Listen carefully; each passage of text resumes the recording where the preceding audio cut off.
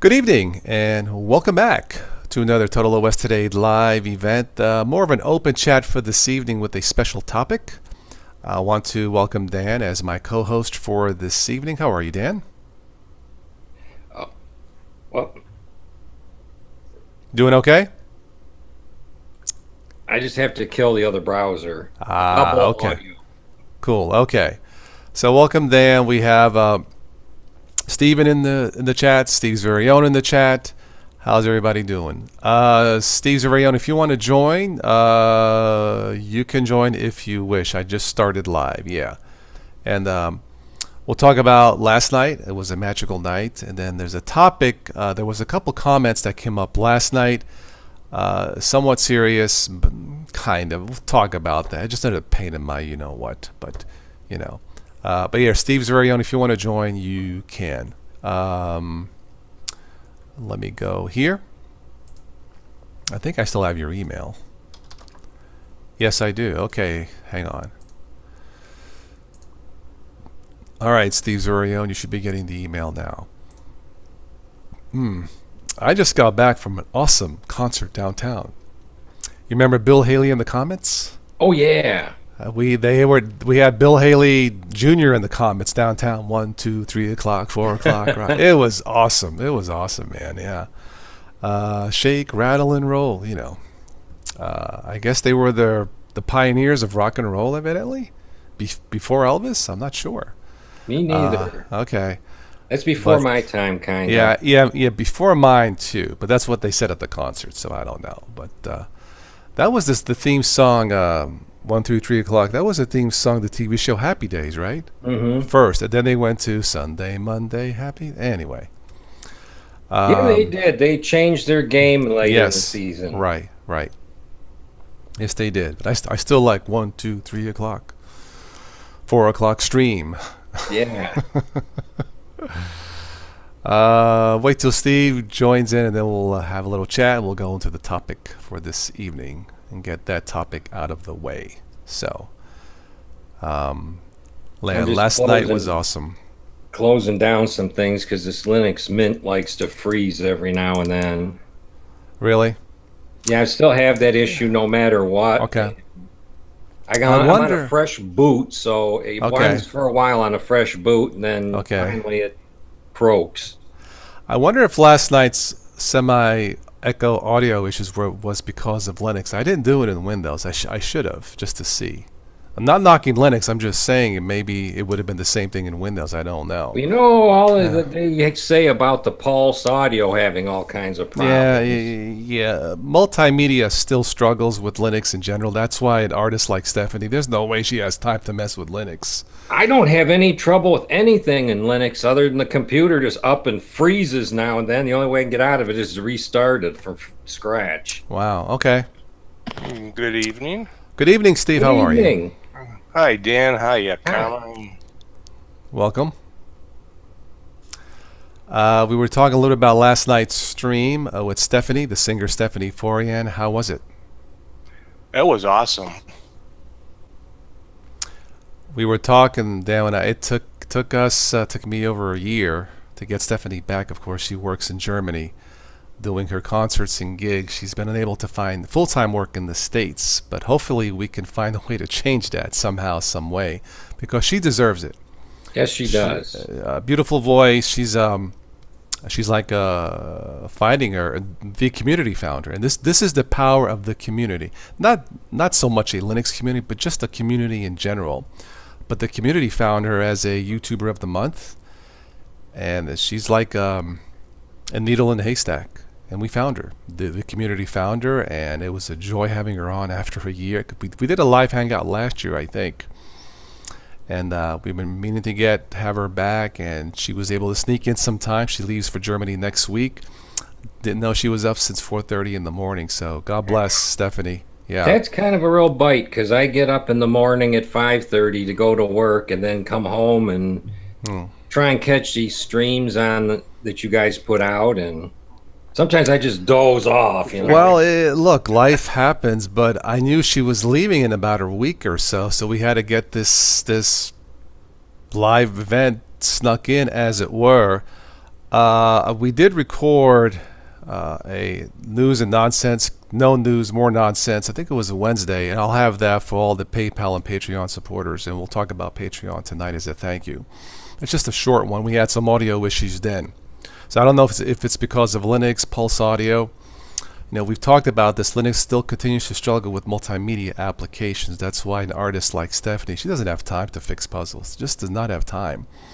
But I don't know if I would have had the same problem with Windows. Well, with the booting Linux, into Windows, yeah. With the Linux thing, I kind of take sides with you on the thing that it kind of needs to be standardized, but it kind of does not either. It's got to be in a way that there is some competition, but not so much a lot of it. Well, we're in the 21st century now. We touch the screen to do things. The keyboard and mouse are kind of slowly fading away. Linux can barely get the keyboard and mouse to work half the time. Right. Yeah. I mean, a standardized Linux desktop, whatever, ABC, Google Linux, Chrome OS, can only help Linux in general, because that would expose Linux more to the masses that, yes, it does work. It does work. And since you bought ABC Linux, why don't you try Linux Mint, try Ubuntu? Maybe you might like that better. The point is, if you prove to the hundreds of millions of potential customers that Linux is an alternative, a lower cost, maybe more secure, safer alternative, then they'll realize, oh, so Linux does work. But if you have this hodgepodge fragmented, and I joked, yeah, Linux does have a standard. It's called fragmentation. It's having choices is wonderful. Don't get me wrong, but can't we have one quality? Just one. I'm not asking for much. One, uno.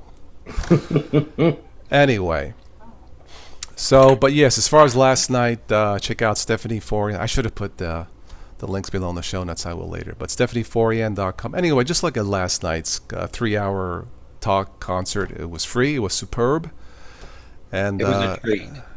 It was a class. Well, I told you guys to be in for a surprise. So that was a big surprise. That was very awesome. Yeah, and I like it when people said, "Don't talk Linux tonight. We want more singing, more of that." But and that's a good sign. So we did talk a little about Mac, Linux, and Windows stuff a little bit. But she was a good sport. Like I told you before, the Mac people tend to cater to the entertainment industry with their equipment. Yeah. Right. And a lot of high exposure YouTubers, they only use Mac. Now, can they all be idiots to buy overpriced stuff? I don't think so. Maybe they realize it's overpriced, but the bottom line, it works. Well, I don't know. I don't have a Mac, so they have the money to go the easy route. If I had the budget, I would buy a MacBook just out of curiosity. I'm not sure if I would keep it, but I would buy it, test it, unbox it, just like any reviewer would, and give my honest opinion. I mean, I'm sure it would work. My thing is, would it be worth it to spend something like that to keep it for what? Now, if I was a singer or a professional filmographer, maybe I would need a Mac. I don't know. But to do what I do, I don't need a Mac. At least I don't think I do. Linux works, and if it breaks, I'll go to Windows. If Windows breaks, I'll go to Linux, You seem to always get on the air without a hitch. Yeah. So, Well, my nephew making his movie, he uses a Mac to I forget what software he uses in that. Okay. But that's what he uses. But yet, when he wanted to show it when we were on vacation, it took me and Peppermint and his dad's HP laptop to get it shown. So. Okay. All right. Well, fair enough. Mac has that niche software for that industry. And it doesn't run very well on anything else. They did that on purpose. DT's in the house. If he says, if I had PewDiePie's money, I might consider Mac. For now, I'll just run the poor man's Mac, Manjaro. Manjaro. DT, nothing against Manjaro, but I don't know how the heck you are getting Manjaro to run stably. Stable? Honestly, because I tried it 2 years ago. It was a pain in my Italian cannolis. I'll just be honest. I tried it. It's too unstable for me, too. That's why he's running it. That's why, because it is unstable. Duh. DT, would you like to join the stream? DistroTube. Those of you stopping by, check out DistroTube. here on the web and on YouTube. And DT, I know you have the Patreon page too, so if you want to join, I got some information in news about Patreon. That's it takes an unstable user. Toss, not me, you. Lee wants to join. Lee, tonight it's Lee. I like your name, Leadiot. Anyway, tonight is for the supporters of the channel and fellow YouTubers. Maybe next time, okay? Ben, you can join. Tim, yeah. Let's get some people here. Hang on. Give me a second here. While you're doing that, I'm going to be right back, guys. Yeah. We're going to build right. a full house. Well, it's an important topic because I don't know what to do with freaking Patreon. I really don't. I don't need another headache. But be it as it may. All right, let me go to Tim. All right, there we go. All right, Well, Tim, you know, last night we were talking about drummers, and I brought up Fleetwood Mac. Ah. Then I brought up another one, and I think I spelled it wrong because you called him Russ Knuckle. His name is really Russ Russ Kunkel. Okay, I'm sorry. Okay. Well, I would think Tim would have picked up on that, being a drummer, because listen to this spreadsheet that this guy's got with all the stuff he's played in since 1970. He's drummed for Carole King and Tapestry, Joni Mitchell and Blue. Yeah.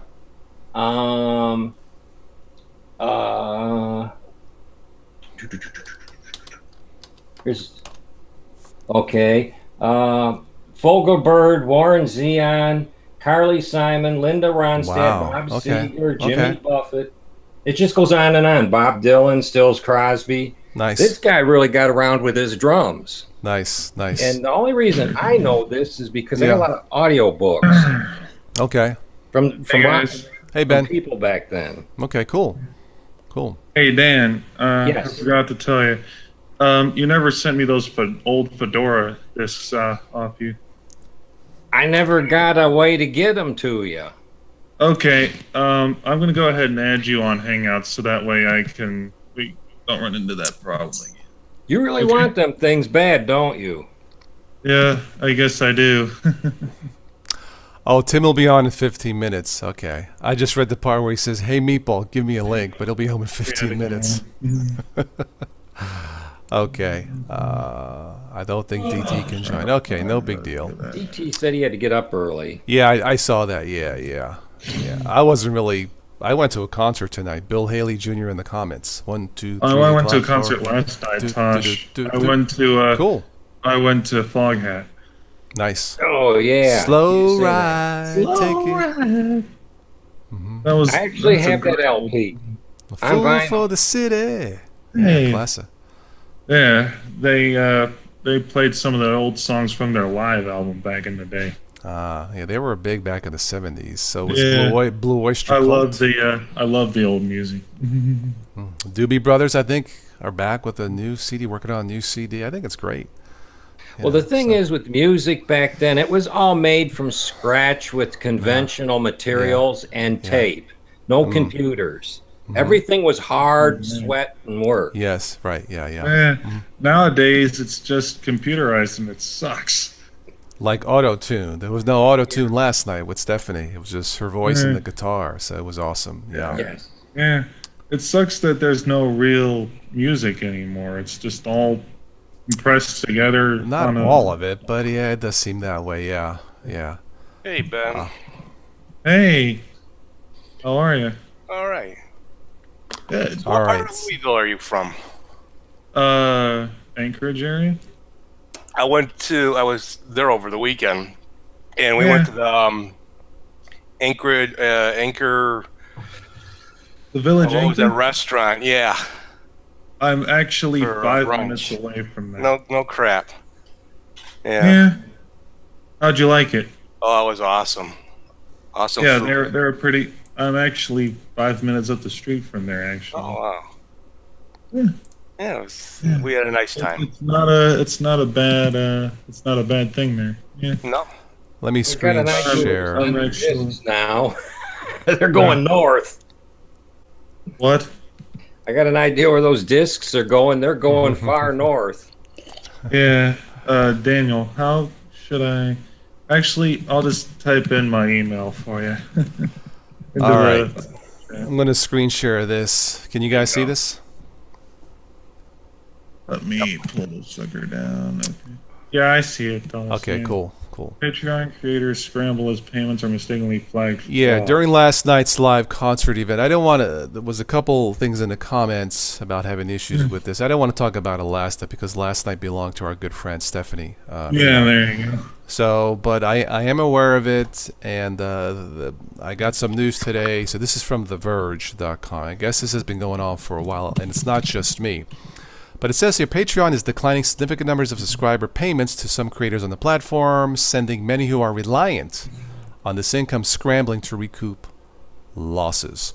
Patrons who support creators also report that their contributions are being marked as fraud, suspicious activity, etc. by their banks.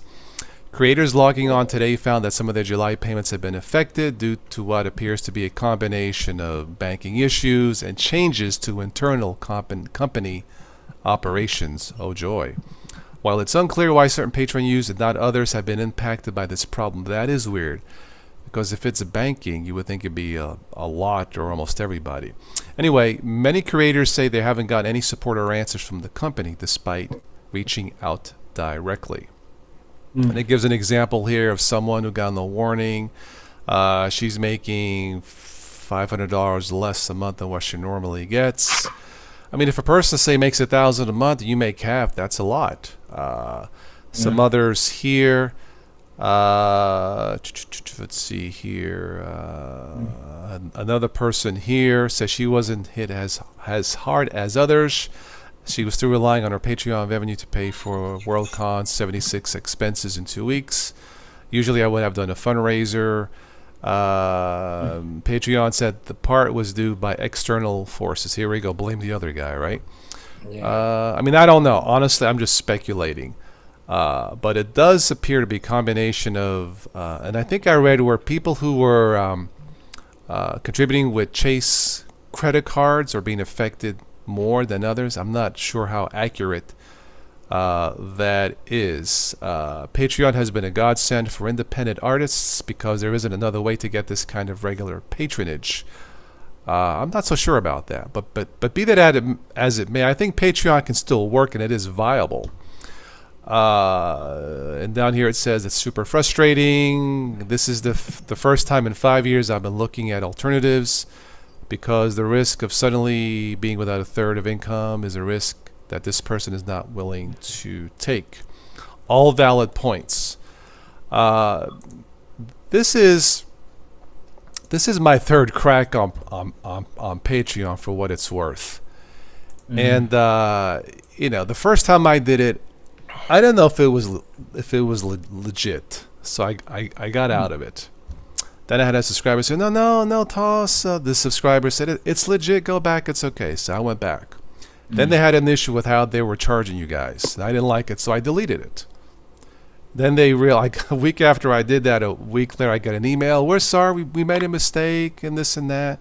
Finally, I went back, and now this. So I don't know what to do with the Patreon account. For some people, Patreon works. PayPal, they don't like. For some people, it's the opposite. Okay, so that's why I have both, for whoever wants to choose one or the other, or maybe both. I don't think they're doing both. So I don't know what to do with the Patreon thing. It has affected me, and like I said last night, there were some comments about what's going on. Now we know. I have no control over that. Now nothing's perfect, obviously. So you're being Patreon affected by it too. Yeah, and I know something, because I didn't change anything on my Patreon. I didn't. There was no, like, you know, notices of, you know what I mean, like an error, incomplete account. There was nothing like that, you know. So there's something going on. So this is my third crack at it with Patreon, and I'm getting tired of it. I'm not specifically blaming any company or anything. I checked. I think there was 7 or 8 Patrons, I think. Thank you, by the way, those of you who go to Patreon.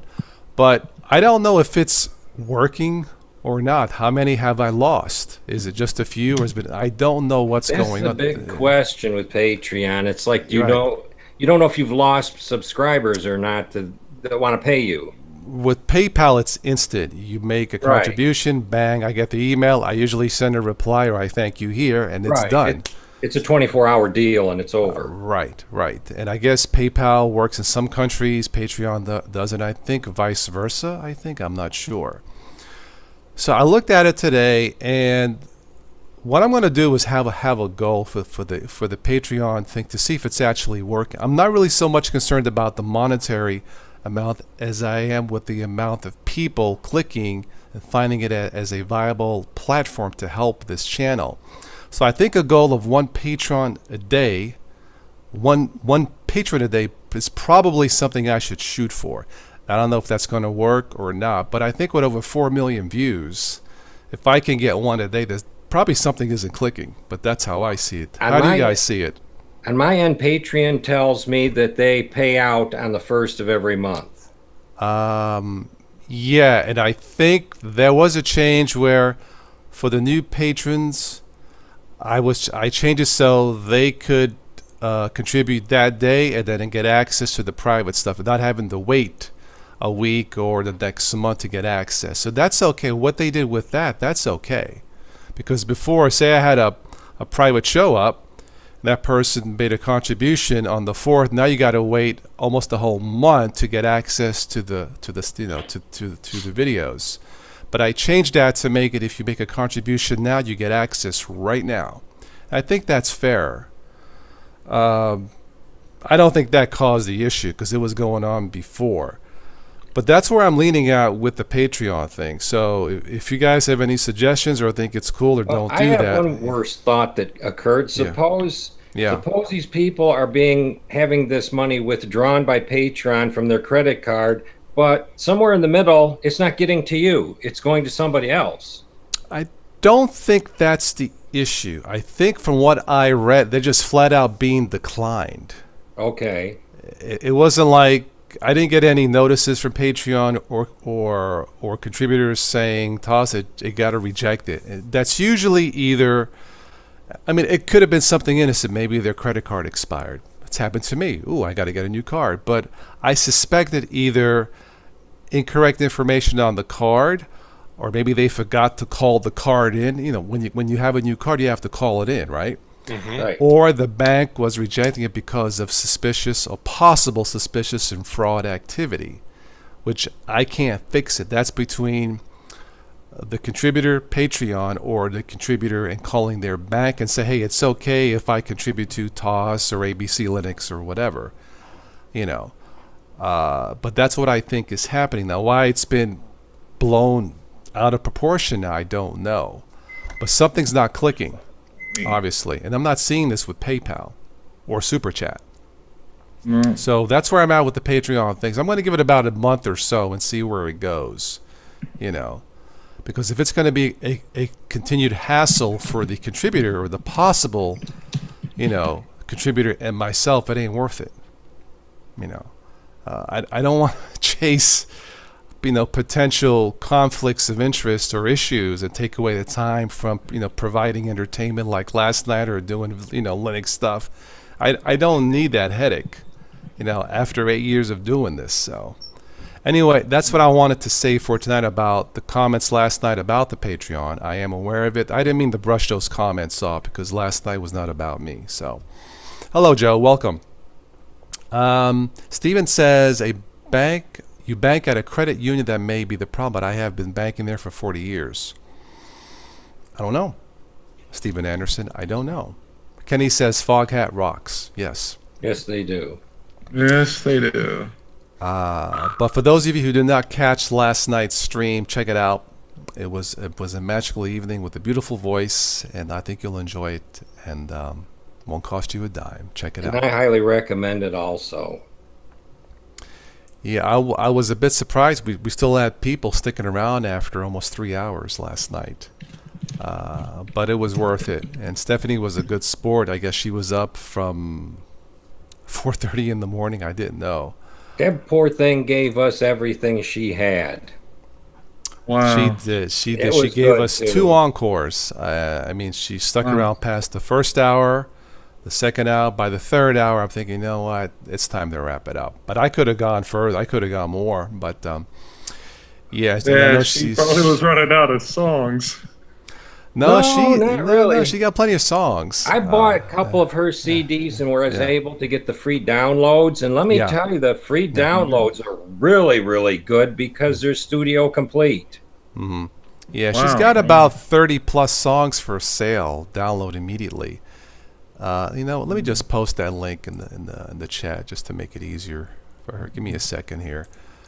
But she said, I believe she said she had like over 200 songs written. That she did say not all of them are necessarily good. But anyway, I think it's this here. Yeah, okay, I'm going to post this in the chat, and you guys can see for yourself. Don't take my word for it. So, and if you like the music, buy it, because I know talent scouts, they look at the numbers, and it is a numbers game. And if they see a lot of downloads for whatever song or album, man, that might get a talent agency interested to talk to her and to get her back in the States where she belongs. Nothing against Germany, but she's an American girl, so she should be touring here. The posted link is good. It works. Yeah. And if you buy the physical CD, you get the digital downloads immediately, in addition to getting a CD from her. So, right? I think so. All right, so that's what I wanted to say from last night and tonight. Now we can talk about Linux, if you want. Hey. I downloaded Manjaro. I don't know when I'm going to have time to freaking test it, because it was more a curiosity. Manjaro. I know I asked you to look at my Manjaro also. I just haven't had time, Ben. I do apologize. Yeah. No, it's okay. I know I sent you an email with the link in there. Yeah, it's I was trying to get my schedule set up with Stephanie's, because like I said, she was leaving next week, and that was my priority. I am looking at the ticker feed. Here's a headline: Is Facebook ignoring our humanity? Of course they are. They have to ask. I know. Once again, what is the true viable alternative? I don't know, guys. I really don't know. Yeah, I'm not sure. Mastodon and Diaspora. Yeah, great. Mastodon is named after an extinct dinosaur. And Diaspora sounds like something that happens in the bathroom after eating bad food. So, I mean, really, developers, it's the best you can come up with. Extinct doo-doo, extinct poop. They throw a dart on the wall. Where it lands is what they name it. Hey, forget Facebook. Join us on extinctpoop.com or something, you know. I'm just saying. You need to get people excited about. That's what I think. The name Family Book.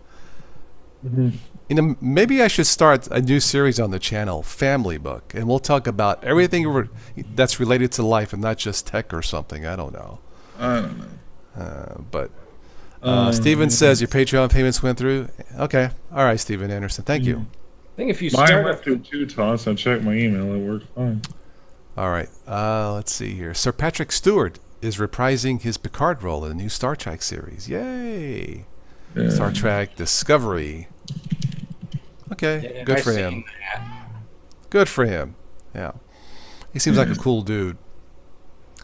He was on NPR last year, and there was some kind of a gag they did, but they had him read the lyrics to a famous song with his accent, you know, the proper British accent. So he's reading it, and he says, "She was a fast machine. She kept her motor clean. She was the best down woman I'd ever seen." That's a whole knocking me out with those American thighs. And of course, you know the song? Yeah, I know the AC/DC. song. Yeah. AC/DC. And then the host says, "So tell me, Sir Patrick, what's the difference between British and American thighs?" And he says, "Oh, the difference is huge." He's a hoot. Hi, Metal Lord. He's a hoot. Yes, he is. Let's see here. Charlie, what's up here? Multiple money payment processing merchants are refusing payments for certain political and idea viewpoints. I don't know about that. I don't think cash is left or right wing, Charlie. Cash is cash, right? But that's my opinion. I mean, I don't know. Maker Support and BitChute both got deplatformed by Stripe, and even processing companies, even Goodbye and LiberPay have been having the same issues. I think LiberPay was something else. Yeah, they started first with having issues with getting their people paid. I don't think it's political, personally, but yeah, that's just I can't prove it either way. I think it's the banks just messing with everything. I think so, yeah. Because I don't have a political channel. I do very little political. I do a few jokes here and there, but LiberPay with Stripe, okay. All right. Well, hey, we're making America great again. Yeah. Anyway, I'm trying to recall that LiberPay article. They had some problems getting their people paid, and I can't remember exactly what the thing was about it. Anyway, yeah, I don't know, Charlie, what exactly is going on, but from what I read about Patreon, the issues was with the banks flagging some transactions, and it's not everybody, as possibly fraudulent or fraud. I mean, I can see a mistake, one or two, but I can see if you're donating $2,000. Yeah. You know, but $10, come on, give me a break. I know when I go buy something that costs $2,000, I got to call the credit card company and tell them, hey, I'm buying this. Can I have it? Yeah. Yeah. I know. If it's $2, where's the potential? I mean, if someone's going to fraud and your goal is to defraud someone of $2, you're a very stupid thief. That's all I'm going to say, you know. Anyway, but that's my thought on that. But we'll see what happens with the Patreon. I'll give it 30 days, and if it's going to be up and down, I don't know. I'm looking at the ticker feed. Here's why digital photography is better than film. I think for a professional, I don't think that's highly accurate, is it? I don't know. 7 awesome things about the internet you wish you knew earlier. I wonder what that could be. Yeah, that sounds kind of that sounds a little fishy to me. Yeah, I know. But no, I did download Manjaro, but I don't know when I have time. But it's in my system here, so I wanted to take a look at another one. I've tried 3 Arch type distros, including Manjaro. I can't get past the part where you need to update it. That's when I destroy it every time. I've only done them in a virtual box. So. Okay. I've put a couple of them on hardware, and when they work great until you need to put software in, or especially if you want to update it, because it'll actually go and download packages that are not even part of your system for the desktop and overwrite it, and then next thing you know, you got 2 desktops fighting for each other. And I think the Arco Linux, I got down to where I had 2 wallpapers on both screens, but nothing to control the screens with. The desktop was all gone. No menus, no icons, no nothing. Well, I've been lucky with the Ubuntu Mate Linux Mint, but once again, when it comes to specific multimedia apps, like Stephanie, and she needs it to work like 100% of the time, just don't do Linux. I hate to say it. And until we have a nationwide standardized piece of quality distro, which I think can help the exposure to Linux as a whole, people like Stephanie are not. Look, even me, I don't need a Mac, okay, to do this. But I need a backup to Linux because we have issues with Linux and multi. So I have Windows 10 as a backup. Yeah, understood. I don't really need a Mac. Would it be nice to try a Mac? Probably. But I don't need it because I'm not a singer. Yeah, I tell you, if there's ever one Linux-based OS that's going to totally dominate the market, it needs to be gaming-friendly for the gamers, and also newbie user friendly for those that are be abandoning Windows. Because I mean, Yeah. If Windows 10 is going to be like the last major high-end version of Windows, there's no way they can keep it going forever and ever and ever. Eventually, it's going to die out. It's going to happen. Well, I caught another news feed either yesterday or the day before. Windows next version, it's going to be a subscription. You have to pay them regularly to keep your Windows working, just like you have to do with all the Adobe stuff. Yeah. And SteamOS, Charlie, SteamOS appears to be a failure. The Steam machines have gone nowhere. The last I read, I could be wrong. Hi, Tim. Gentlemen and Ben. Hey, hi, Tim. How's it going, Anyway, Ubuntu Mate is a great distro for Raspberry Pi. Stephen, I don't know. I don't have a Raspberry Pi. I have one. It's broken. Okay. You broke People are your Pi? moving to Windows 10, 7, 8. Okay. Yeah, Linux continues to struggle with multimedia applications in general. Yes, it does. You That's know what? why- I tried to burn. I burnt some CDs with Bizarro, and I didn't really pay any attention to whether Bizarro? I love it. Bizarro. Yeah. my CD player in the house is really old school and just has numbers on it because it's part of a 1978 bag of stuff. Yeah. But when I took it out to my truck, that's when all the stuff that the text you're talking about, it all came on the display like it should. Oh, wow. Yeah, the artist, the name of the song, all that stuff. Even the date it was burnt. Wow. But I I never was- gave it a thought until I stuck it into my motor vehicle and, wanted to listen to it. Wow, I, Bizarro actually sounds like a decent player. Charlie said infrared recorder. Is that for Linux? I thought that was for Windows. Infrared. I don't know. The I have Bizarro, not used Yeah. infra recorder before. I got Brasero to work through terminal commands. It seems to be. I burned a couple CDs and I got it to always work, just but use- you shouldn't have I to do always, that. Sorry, I always just use a XF burn and it works okay for me. That or K3B, one of the two. Yeah. I mean, Yeah. I've never once gotten Brasero to work ever. Okay. Well, I That's got it just- to work. Yeah. Not you're out of the talking about box. no. KB3. I have that one as well. Yeah, I even had a problem with that. It's once again multimedia and Linux. I'm like, stay back, heathen, But it's a hit and Well, there miss. used to be a neuro burning ROM that they made a version for Linux, but I went to dig it up and it's like it's expired. They haven't carried the project any farther. Yeah, they haven't. Nero Burning ROM. They haven't worked on that in forever. Well, it was originally, and you can still get it for Windows. It works great with Windows. But then they made the burning ROM part so you could install it in Linux, and it worked fine back when I was 10 years ago when it first came out, just to find out now lately that they're stopping the project. Yeah, that ain't good. Charlie, why is Dell refusing to offer Linux outside the USA? I'm just curious. I don't know. Support.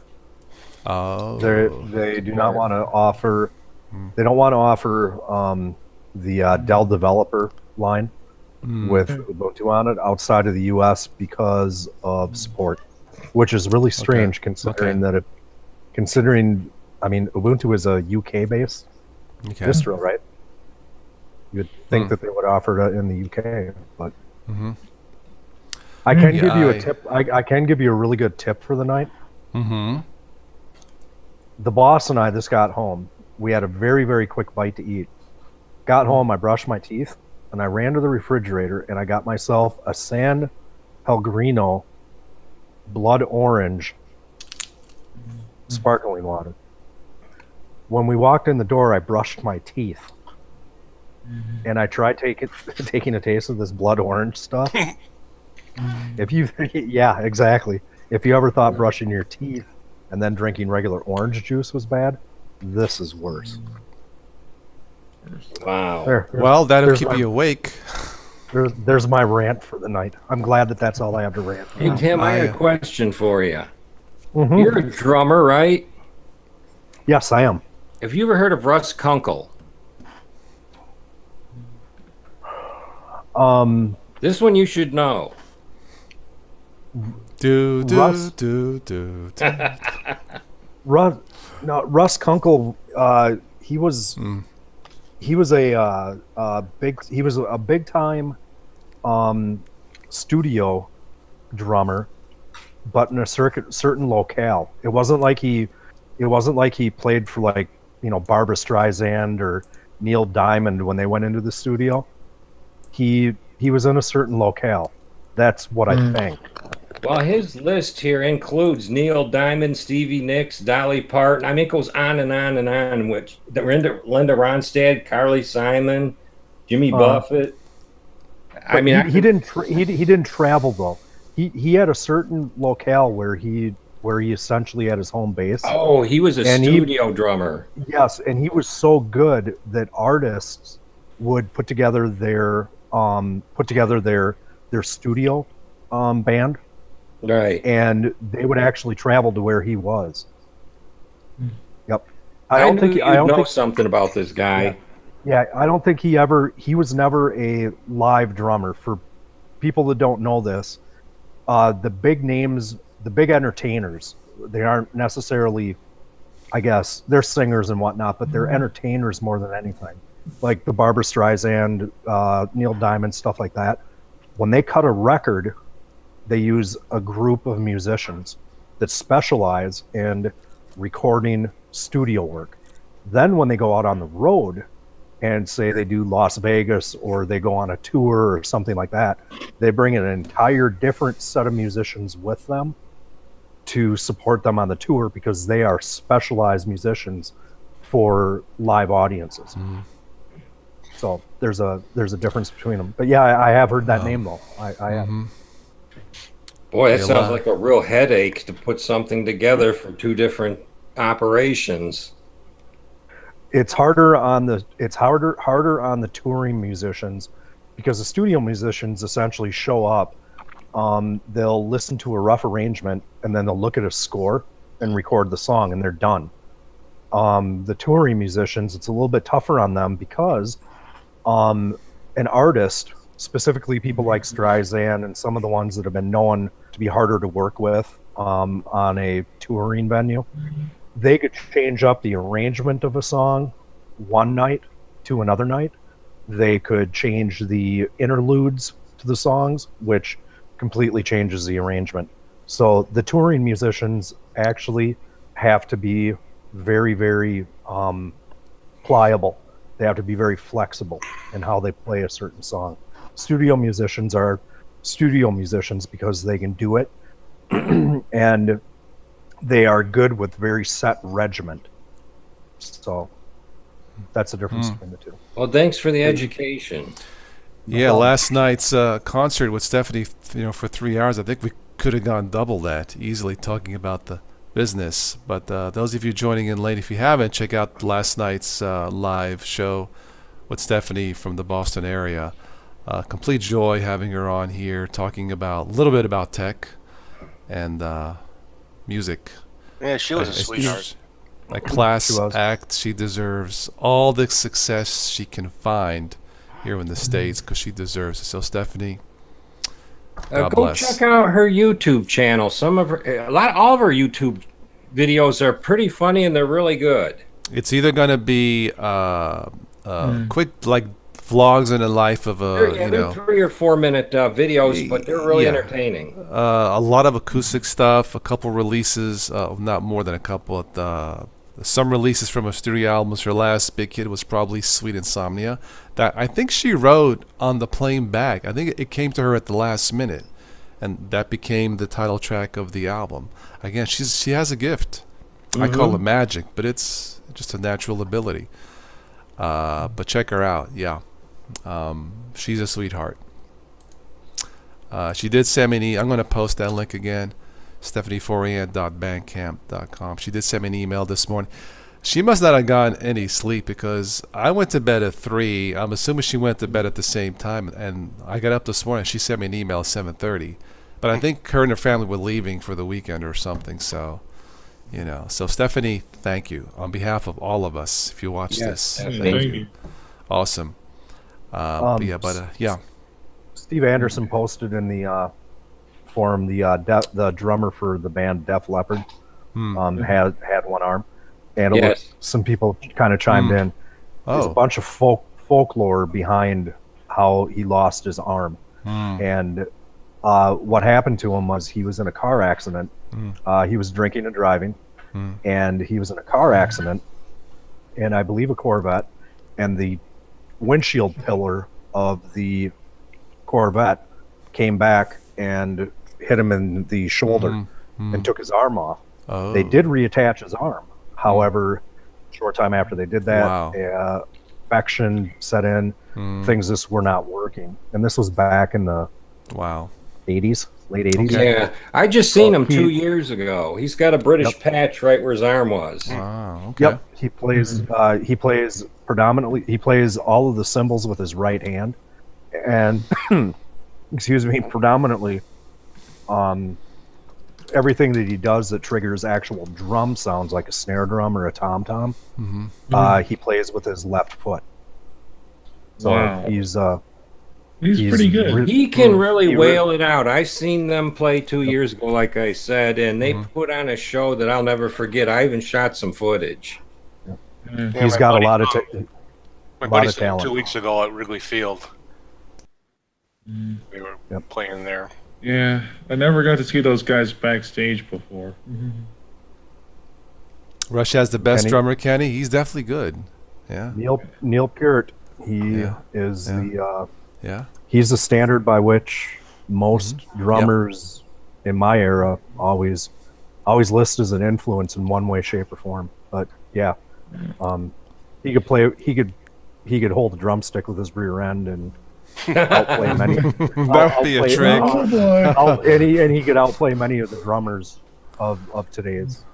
That gives a new meaning playing out of your. Yep. Thunder farts. Oh man. That's messed up. Tim, you joined us late, but I wanted to do. I did, but I talked about last night. There was a couple comments about people having issues with the Patreon contributions for the channel. I am aware of it. There was. I picked up a news article. There seems to be some issues with supposedly the banks think it's suspicious activity or fraud, and I'm not exactly sure what's going on, but that's what's going on. From what I read, anyway. And it isn't just me. I guess it's a lot of content creators that are having big problems. Someone was losing like half their income, or I think that's what it was, something like, or a third, or something like that.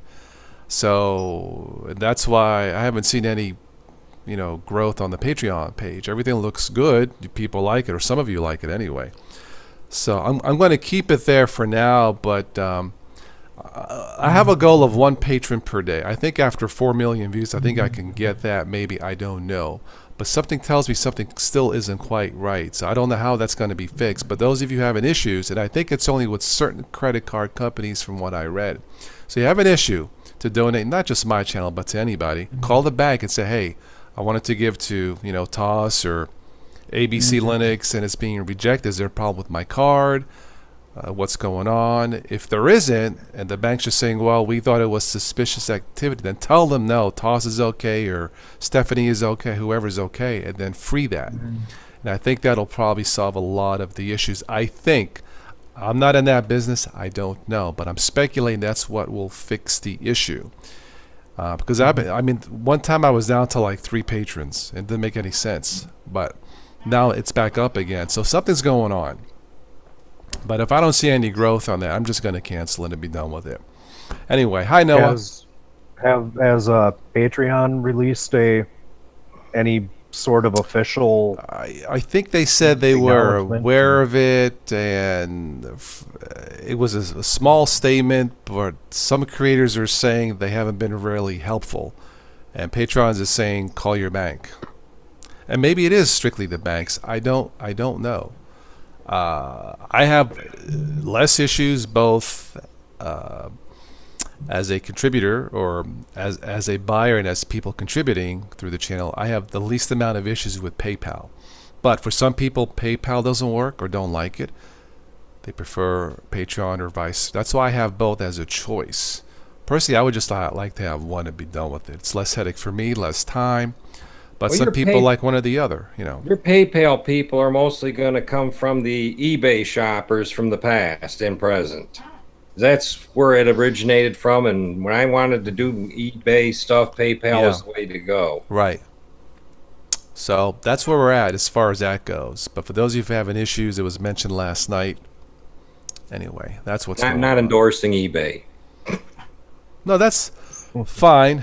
You know, I mean, I've used PayPal on eBay to buy, and you know, Amazon. I mean, as far as me buying stuff with PayPal, it's fine. You know. Anyway, I wanted to get that out of the way. There was some comments last night. I kind of brushed it off because last night wasn't about me, obviously, but I wanted to answer that what's going on, and that's what's going on. So now you know. And if it continues to be a headache, bye-bye Patreon. Yeah. Anyway. But you can't really blame Patreon if it's the credit card companies that are causing the problems. That's true. But give that some thought. Well, I'm going to give it 30 days, maybe 60 days. And if I don't see growth, or if I see it going up and down like this, it's not like it's unfair to the patrons. Does Patreon charge you to use it? It comes off like if you donate $1, I get like 92 cents or something like that. I'm not really sure. Okay, so you're not out any money if none's coming through. No. All right. But I didn't go back on Patreon to frustrate potential contributors, you know? Yep. You know, but we'll see. I'll give it 30 days, maybe 60 days, and we'll go from there. I mean, I don't want to be jump the gun, as it were. But there's some people a fix for this. Yeah. And maybe it's a simple fix, I don't know. But if I continue to see this, especially after 60 days, then, you know. Anyway, I want to get that off my chest, as it were. So, I'm looking at the ticker feed to see if anything else pops up for tonight. The Mind, the most polarizing card game of the year. I am not familiar with The Mind. It's up for the game of the year. It's called The Mind. The Mind? The Mind. As in the Borg mind? We are the Borg. Yeah. You'll be assimilated into PayPal. The resistance is futile. You know, I actually have something that I can report on, and we can file this under. There's a ray of hope that the world is actually a good place. That's ridiculous. Who told you that's stupid? No, just kidding. This evening, the boss and I went out to a small racetrack to. Oh, that's right. Yeah. Watch watch a very, very good friend of ours' son race, and when we were leaving, we noticed that this racetrack actually has a drive-in movie theater. What was he racing? So, he was in the pro stock category. Cars? But, yes. Okay. When we were leaving, it's kind of like, I haven't seen in Minnesota. I'm not sure exactly where everybody else is, but Minnesota, drive-in movie theaters just kind of disappeared by about the late 70s, early 80s. They were here one week and then they were gone the next because nobody would frequent them. But apparently in this small town, there's tons of people who bring their kids out. It's a family affair. They bring the kids out, and tonight they're actually on the drive-in theater. It's not like they're showing movies that are 2 or 3 months old. They are showing the Skyscraper. Is that the new movie with Dwayne Johnson? Yeah. In it, I think they're actually showing that, and it was like, we stopped and kind of looked at it, and I thought that is really cool.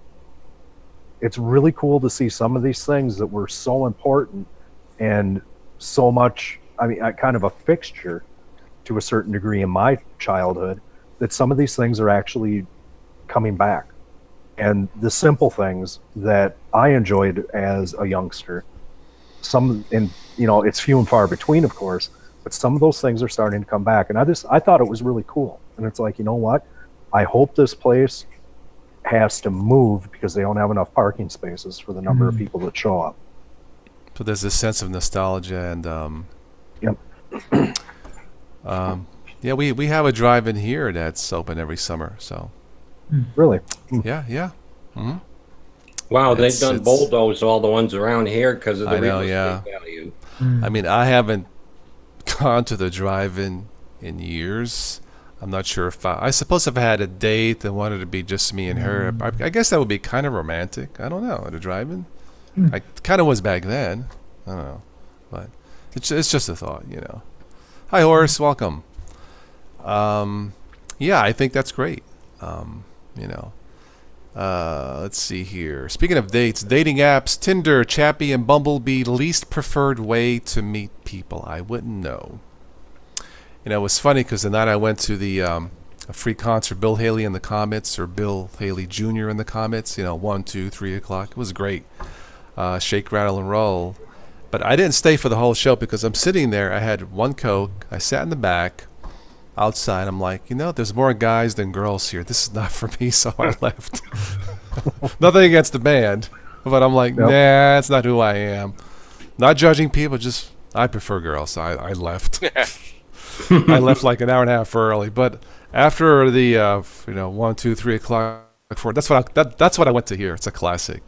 That's when I left. So anyway, I just had the one Pepsi, Coke. Yeah, there was a Pepsi. So man, it's humid tonight still. Speaking of outside, It's really muggy here. I It's was hot, sweating. humidity. Yeah. I mean, yeah, it's 73 here, but it's Got up at feels- 94 today. Yeah, Yeah, I got that Yeah. kind of heat here. it is summer, definitely. So anybody in the chat, what are you guys using nowadays, Wow, it's specifically? 80 degrees outside. Still? Okay. I'm using my own custom Manjaro toss is what I'm using. Again? Yeah. I'm still on it. Okay. The key question is what were you using 15 minutes before the chat started? Yeah. Mm-mm. Yeah. The Linux that you repair with a screwdriver. So is it like spot I Manjaro? was on Gentoo for about 2 to 3 weeks, and then it broke. Well, it's Gentoo. Ouch. Hello. Yeah. If we have any new people in the chat, don't be shy. Stop by. In fact, I insist. You have to join the family. Yeah.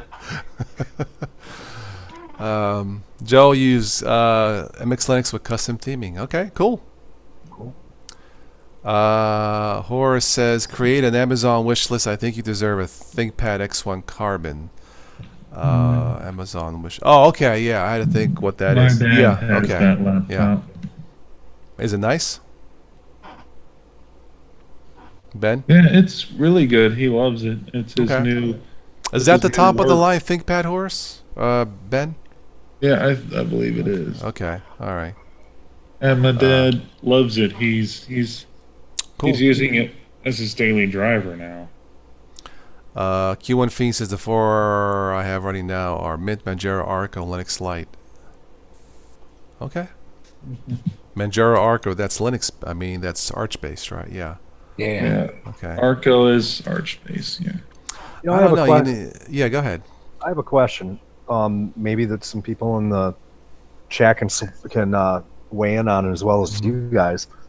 Now, Solus, it's they do their own thing. They use like EOPKG or something like that.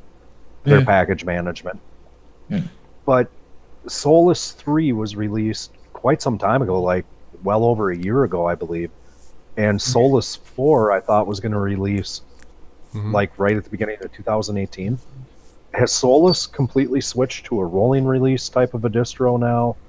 No. Well, if they're not doing like a monthly, if they're not doing like an Ubuntu type thing where it's every few months, then probably not. I suppose I could look at DistroWatch and see if that gives me any. Yeah, I Yeah. thought they were rolling. I thought they were too. I think most Solus is Solus ahead. is consistently in the top 10 Mm-hmm. on. I mean, for what it's worth, of course, on DistroWatch. Welcome, Snazzy Butterfly. I like that. Are you new? Snazzy Butterfly? Yeah, You are Solus is a welcome. rolling. So Solus is a rolling release type of thing because they released Solus 3 almost a year ago, 15th of If 15th it's, of August. if it's It updated is rolling, yearly, yeah. then yeah, it's a rolling base. Yeah. Maybe I'll have to Because take a peek at that just for the fun of it. yeah. I took a look at it once. I thought it was okay, but not enough apps in the repos. Well, put it this way: then. Arch Back then. is updated monthly to a new snapshot. Hmm. Other than that, they just update their package base, and that's it. Yeah. So it's not really. So yeah, it's not just like okay, there's this new Arch dot dot dot dot. This is this is all the packages that come with it, and they're updated maintainedly. But they release a snapshot of their latest ISO, once every month. But they don't put out like a stable version. They don't do that. So I'm guessing that's kind of the same way with Solus, but I haven't run Solus, so I wouldn't know. But yeah. Yeah, see, when you go to their website and you go to download Solus, I'll be right back. it's Solus 3. Yeah, So so they that's- might I be think on it's- us. So my guess that- is they're probably on the same trajectory as Arch. Seems That's strange. just- You think that they would release they would release some snapshots rather than having to do a huge update to a newly installed. Yeah, it would distro. be kind of a pain in the neck to do that.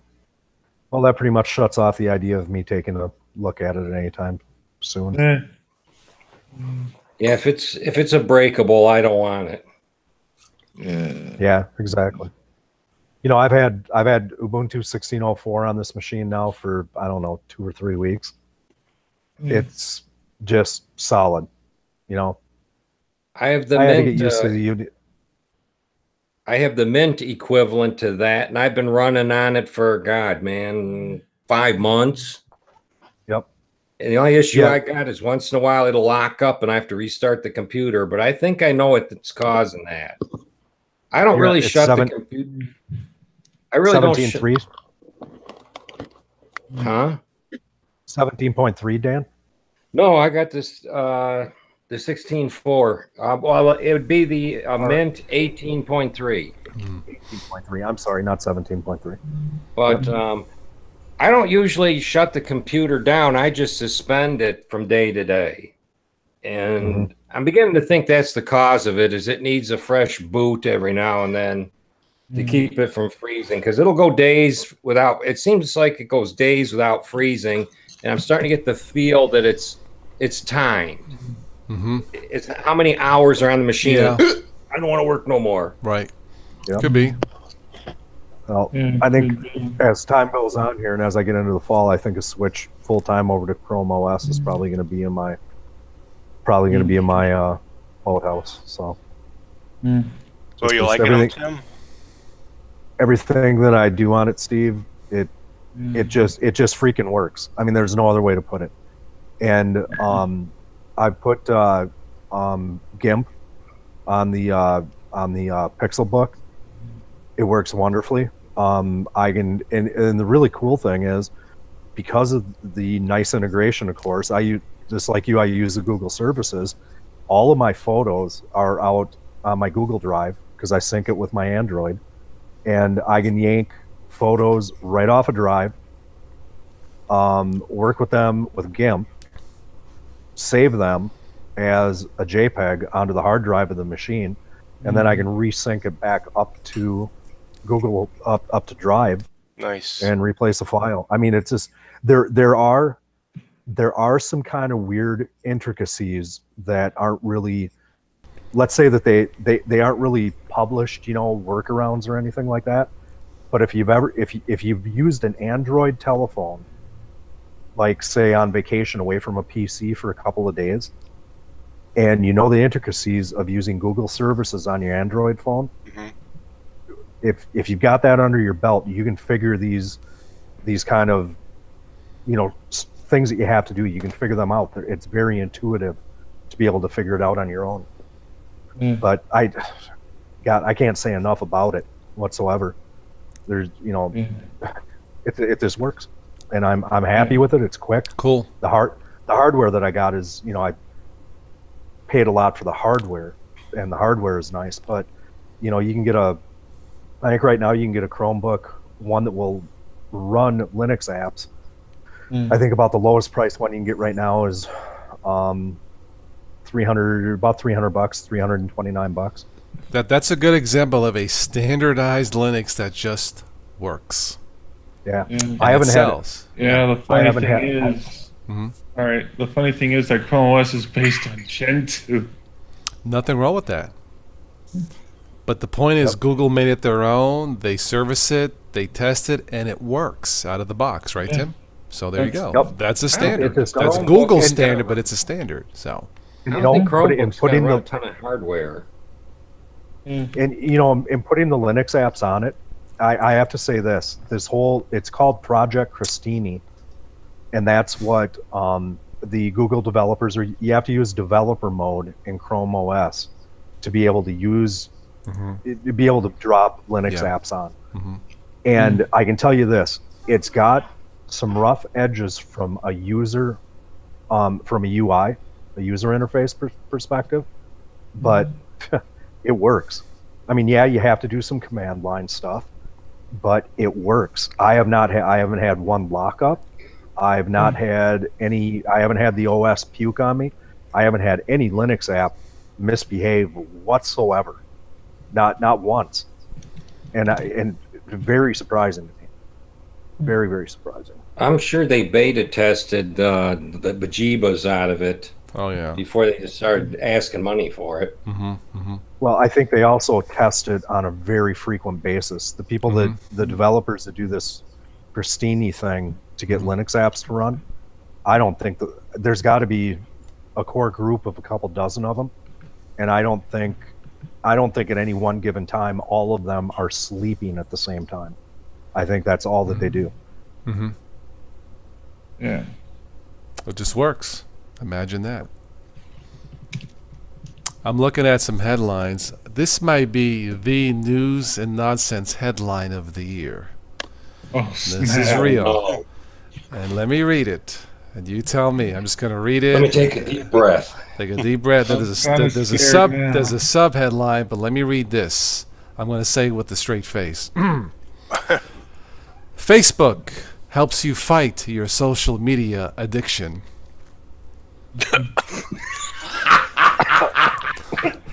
Oh, Oh, God. That's it is what's the yeah, go ahead. And it's also ran by a group of llamas in Peru. In Peru, I know. Wherever it Wait, what did I say? Because the fake news didn't violate their standards. So I said, well, I mean, like in that case, Facebook is based in Bangladesh, run by 500 to 600 llamas. Well, I'm not violating anything. But the subheadline is Big Tech's first steps to fight addiction fail to impress. Really? How can Facebook say this with a straight, it's like, hey boss, what, Mark? Let's pretend people are idiots. Oh wait, they are. Never mind. the Facebook AA failed. Yeah, really. Nobody showed up. Wasn't the, and there was a headline here the other day I saw talking about Mark Zuckerberg and his security detail. Yeah. And not just his physical security, but also his computing security. And it costs Facebook upwards of 8 figures a year to guarantee that this guy is safe all the time. I mean, Okay. I can understand being the head of a company and you may need, security at times, but it's a hell of a lot of money. Yeah, it is. Another headline: the Google Pixel 3 XL. Is it really worth waiting for? No. Do I have it? No. Do I care? No. I'm saying the same thing. It came and it went. Yeah. I mean, Google. I mean, it's a pure Android phone, and that's good because that avoids bloatware. I mean, it probably is worth it out. I'm just being silly, but you know, I don't know. It is a snazzy looking phone. Yeah. I can say that. Yeah. It is a nice looking phone. Display is really nice on it too. I kind of farted around with it. Okay. It's a nice phone. Okay. Is it worth the money to me? No. Yeah, I got to get a new one. My phone keeps freezing up on me. Restarting. The more apps you put on and outdated, it just bogs it down. So, let's see here. Here's another one. Since we're talking about Facebook, Facebook employees are obsessed with the foxes that hang out on their office roof. So that's where they get their dates. No, no. But there's actual foxes running around on their. How do they get up there? Okay. They must have a very low roof. Yeah, I mean, I guess Facebook is being outfoxed, but a bump. Wouldn't take much. Yeah, really, yeah. Smart people there in Bangladesh. Those Yeah, llamas. the diasporan got it. Yeah, right. Oh man. Let's see what else we have here.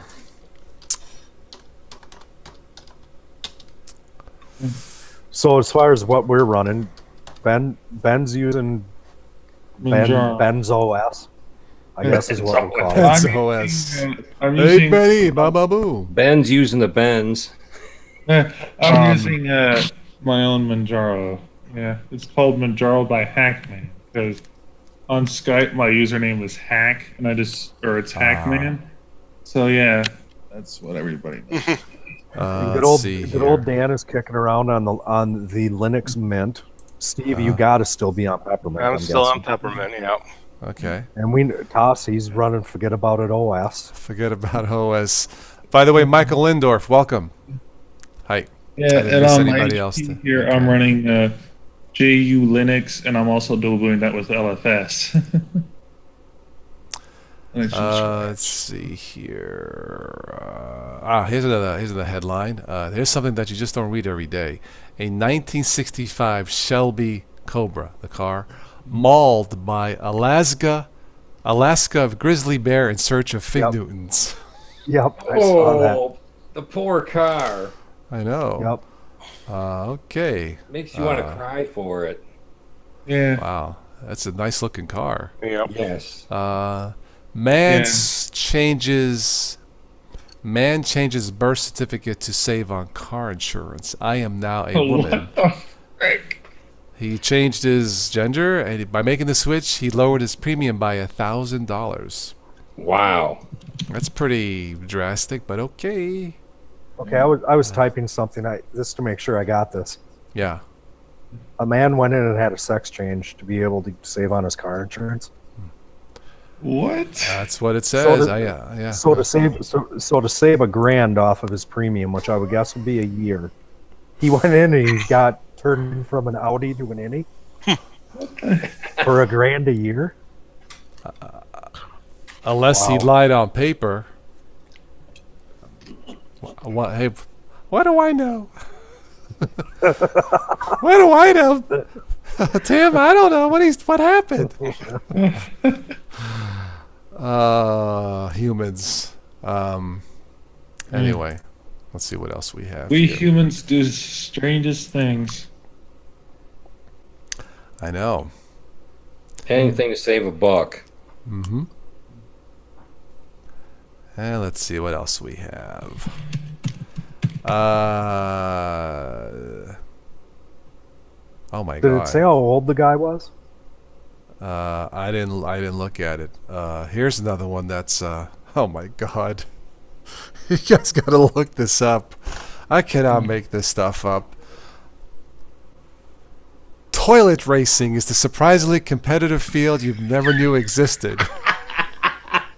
Look it up. Toilet racing. Oh my God. That's Toilet racing. So bad. Toilet- look it up. Silly.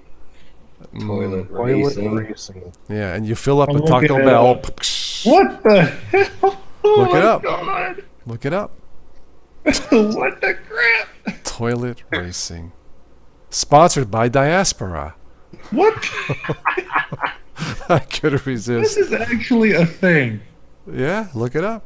Oh God. Yeah, there's Yeah. an article on Jalopnik. Oh yeah, it comes up in the search. There you go. I can't make this up. Yeah. There's actually videos on the thing.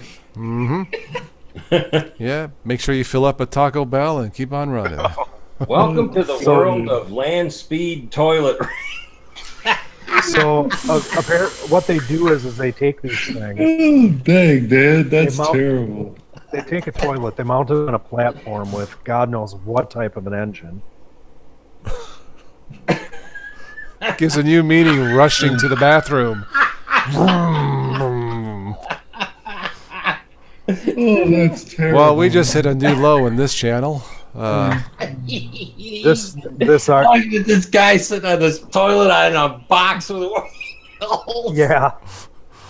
I have to post the link for this. I think Yeah. your viewers may like it. Oh, it's terrible. Welcome to the world Usually of the art- land speed toilet racing. Yep. And usually the articles on this guy's website are pretty entertaining to read. Yeah. Jesus. Anyway. Oh, man. I actually put in my email in the Hangout for you. To email me later about those CDs. Michael Lindorf said they run those at Flushing Meadows. No. Oh boy. Yeah, sounds Yeah, it sounds foreign. The guy's speaking English, but it's not our kind of English. Maybe Swedish. Swedish toilet That race. would make sense. Swedish. Yeah. People in Finland are celebrating National Sleepyhead Day, and it's awesome. It involves throwing people who sleep late into lakes. Oh God. Your cat's poo affects your decision making. Okay. How would what comes out of the back end of one of my cats affect my decision making?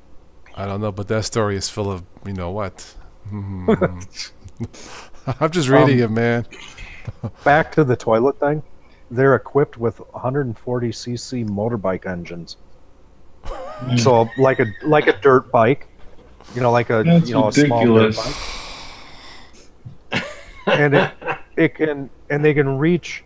It can also almost reach England's national speed limit, which I think is 70 miles an hour. It set a record of 52.25 miles per hour. Fast as leap. Crapping in the wind. Let's see here. Another serial poo jogger has been caught leaving gifts in Australia. Oh, God. Horrified. I'm still trying to get past the toilet. Well, since we're on that theme, horrified wine shop owners have CCTV footage of the jogger squatting down and relieving himself in their car park in a bid to track her now. Warning, this article contains the footage. I'm not going to go there. What is wrong with people? I don't get. I've said it before. I'll say it again. Too many nuts, not enough squirrels. Woman's quest to grow the world's largest bum with 15 jars of Nutella. Okay. Put the Vegemite up against that. There we go.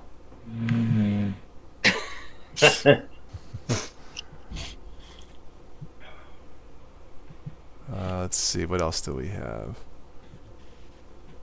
Mule wins dressage competition. First time horse donkey cross is allowed to enter. Pretty slow news day today, huh? Well, except for the first two. toilet Yeah. racing. Now we well, got in the chat. Steven says put a raspberry Pi on the toilet. I guess that's to control the speed and all that. Japan is facing a ninja shortage. Yeah, they're all dying. Yeah. I don't know. Chuck Norris on the loose. Yeah, right. Oh, here's interesting. CCT shows gnome grabber falling through garden fence. GNOME, like gnome. Look it up. Gnome. I'm not. I don't know. Yeah, gnome. Yep. Interesting. I don't think it's a Linux story though. No, I think it's a regular garden gnome thing. Okay. Garden okay. variety. Okay. All right. Let's see what else we got. I don't mean to ignore the chat, by the way. I'm just surfing through the news here. Let's see here. You're still talking about the toilet racing. Wow. Let's see. Well, Charlie says, I might be behind the stream, but no, in Canada, you don't need a sex change to change gender. You can just say you're another gender, and it's legal to get cheaper insurance. Okay. Maybe the Interesting. toilets are poop enabled. Well, that's one way of going green on your car. I don't know what they're called. Scooters? Recycled waste, right? Mm. Let's see. What else here? Anything? No, not on that page. That's nuts.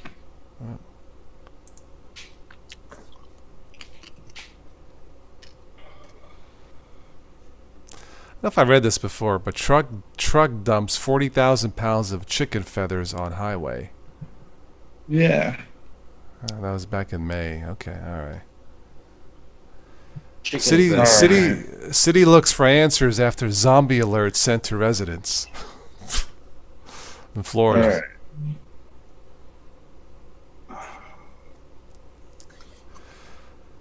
Ah, boy. Let's see anything else here. Nah, nothing there.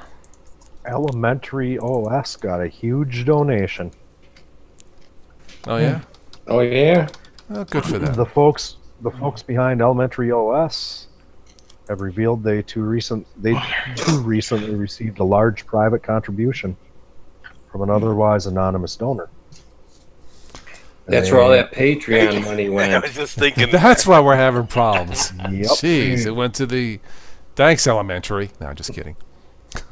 Well, guys, I'm passing out. I'll talk to you guys later. Okay, Ben. All right, Thank you for Ben. stopping Take by. care. Take Hey, care. Dan, don't forget to send those to me. I'll give you my email. Where? Yeah. It's in the Hangout chat under Hangouts. In the chat? It never Yes. appeared. Yeah. Now, Dan, it's- in your it's in your it's in your in the Hangout window Hangouts on the window left-hand in your side. browser. Move your mouse to the left side of the screen, Dan. Oh, okay. Yeah, I typed my Gmail in there for you. Oh, got it. Yes, so just email me when you can, and we'll go over that. Alrighty. I'm All gonna right, I'll see you guys later. Next time, secure guys. this. Take care, bud. Take care, Ben. All Later, right. guys. Let's see here. Boy, he Wood. really wants them old discs. He's a collector. I don't know. I mean, I got Fedora 4 and 8. Wow. What are they on now? 28? A collector's item. Oh. Let's see. Would-be banker Box asks to open account instead. He was lacking proper ID too. Change of heart. Man, I love these starbursts. How many of those have you eaten today? Half a bag since last night. Yeah, and you were able to sleep after you got off the stream Mm-hmm. last night? I went to bed. Wow. at I was 3. eating bags of them too. They're hard to stop eating once you Well, start they're so eating small. them. And then you get really mad because you can't get some of them to open up and get the wrapper off. Some of them just irritate. You're watching TV, you can't get the thing to unfold, and I know. then you get I one that's know. got paper stuck in it. And then you're spitting it out. Let's see. Welcome to the grumpy old farts complaining about candy wrappers, folks. But I understand. I've had that happen to me before, Dan.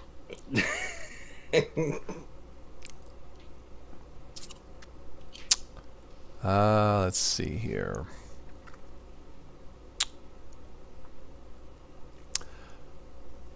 Man loses money stealing tip jar.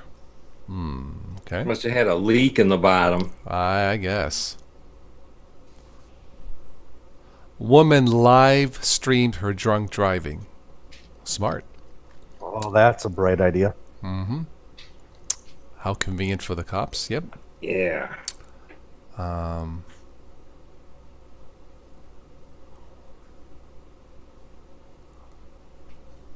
Naked lady gets stuck breaking into her ex's house. I won't even go there. Let's see what else we have.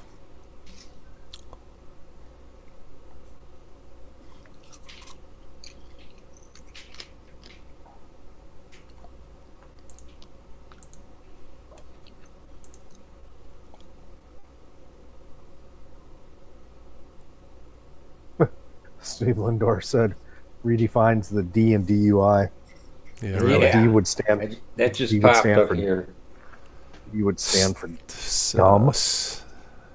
Stupid idiot hamster goes to the vet. How would you know smarter idiot? I don't know. Anyway. I would think that of a hamster. I don't think hamsters are known as the brightest rodent on the, I guess, in the world. Oh, But if he was Yeah. smart enough to go to the vet because I he wasn't know. feeling well, Yeah, I really. wouldn't call him dumb. You would think, but I don't know. Let's see what else we have here. Last time I had a hamster, the cat got it.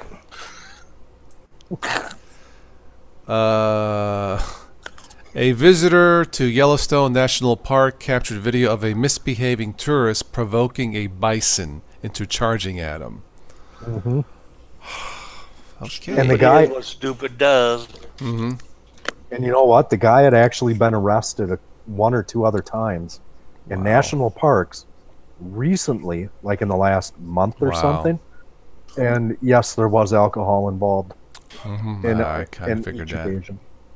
I kind of figured that. All right, well, enough of that stuff for tonight. But that's toilet racing. I'll sleep on Toilet that racing. tonight. Yeah. I'll have a nightmare about it or something, you know. Racing to go to the bathroom.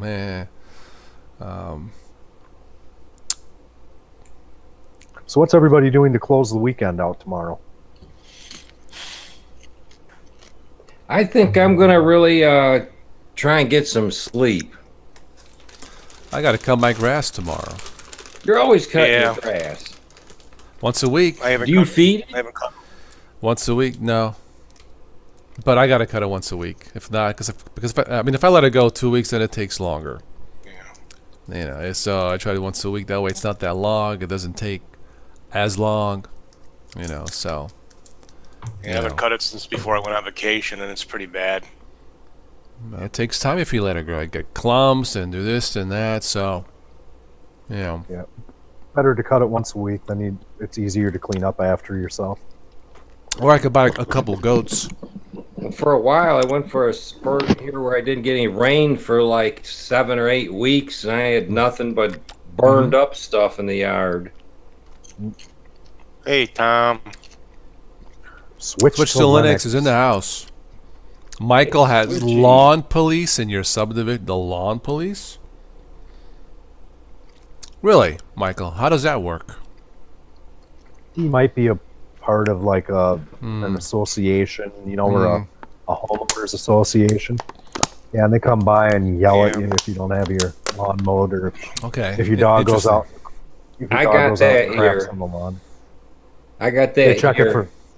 They check you for lawn spots or pet spots and stuff Okay, like that too. all right. Right, Dan? Okay. Here, if you don't cut your grass when it needs to be cut, they'll mow it for you and send you a bill. Ah.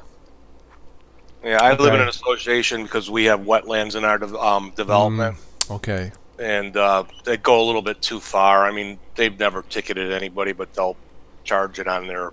I guess I can see that. bill. Make sure everyone's on the same page. Make it look nice. I guess I could see that, yeah. Or if your grass is more than 2 inches taller than your neighbor. That's usually the case. Like when one starts, all the mowers around here are running. Yep. It's kind of the whole philosophy about going bear hunting. Just make sure you're not the slowest guy in the group.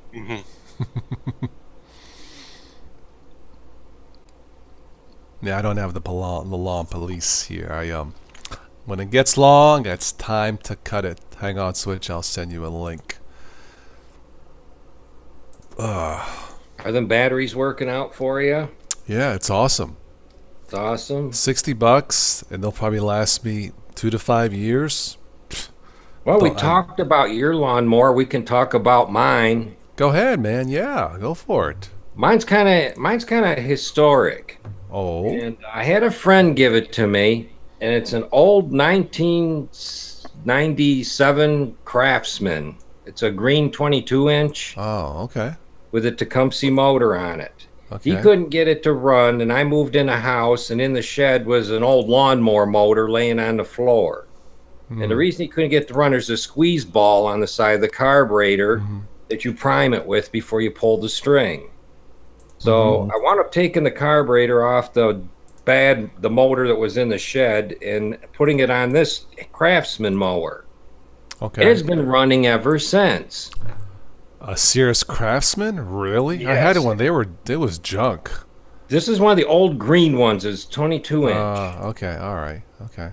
Last This push is- mower I had was a Honda, and it was self-propelled. It was I think a 20.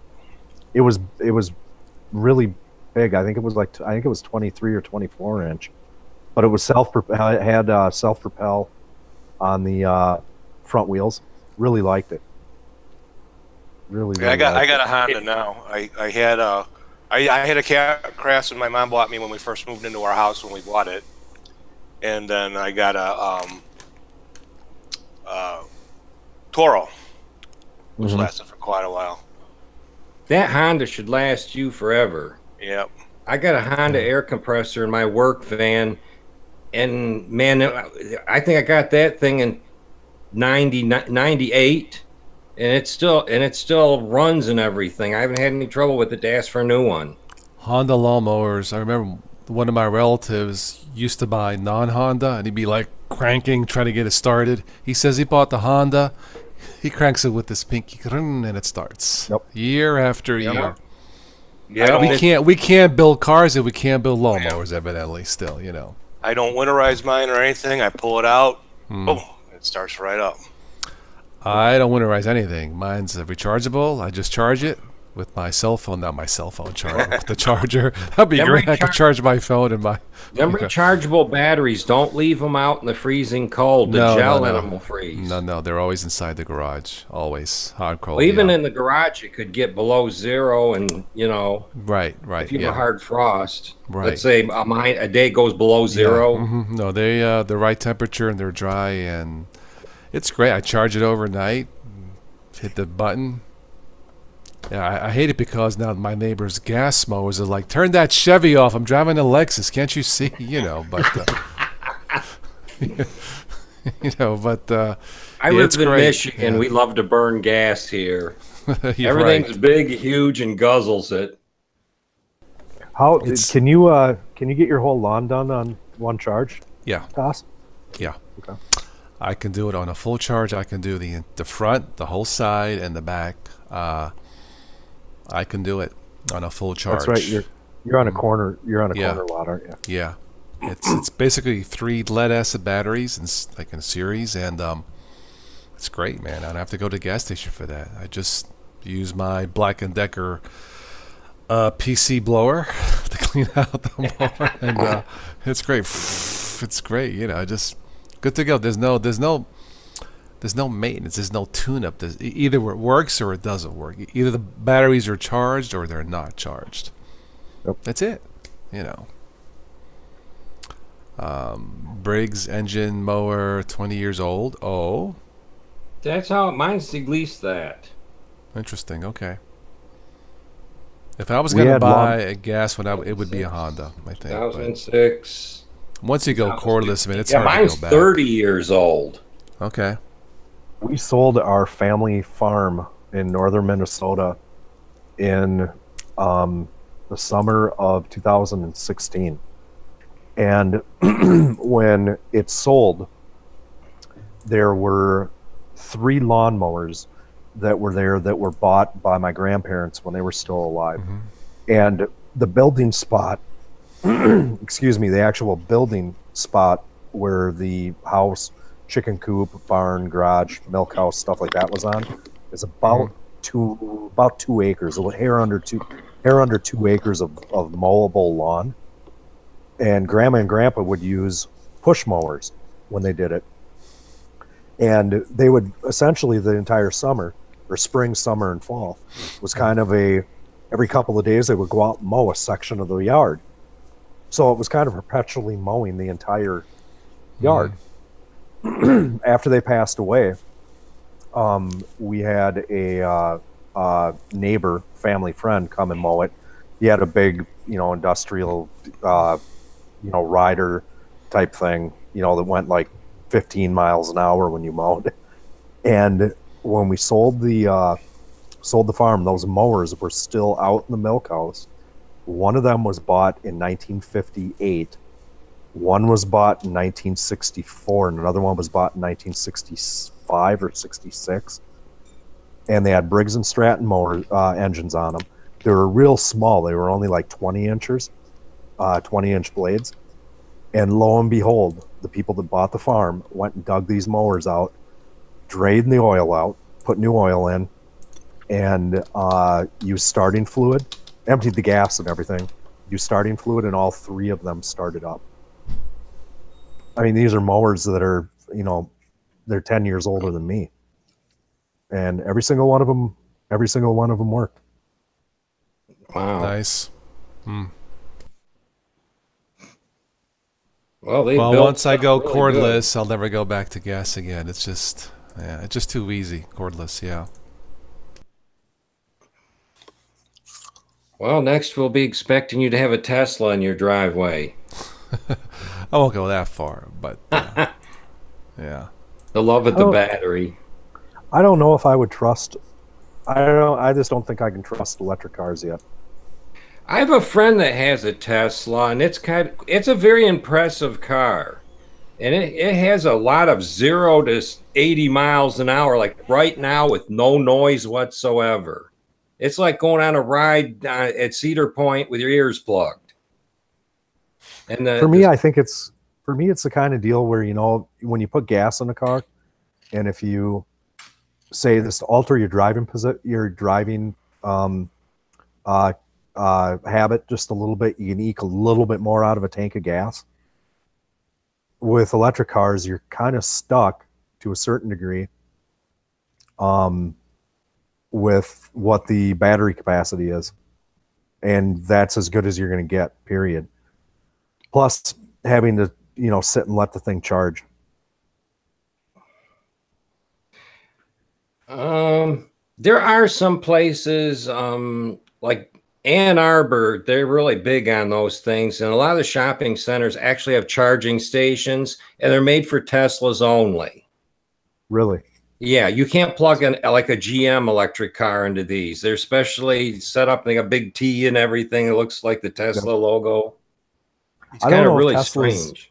I don't know if Tesla has installed any of their chargers or superchargers or whatever they call them here in Minnesota. I know that they've got in Michigan. It would make sense.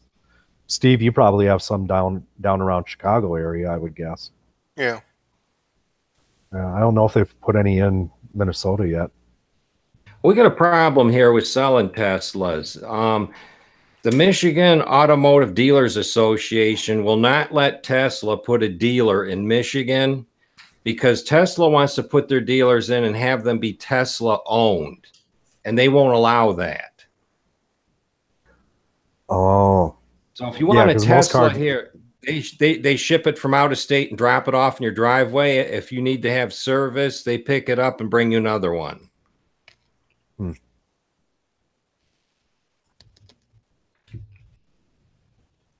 Greetings. There he is. Blame it on Fedora, which universally sucks.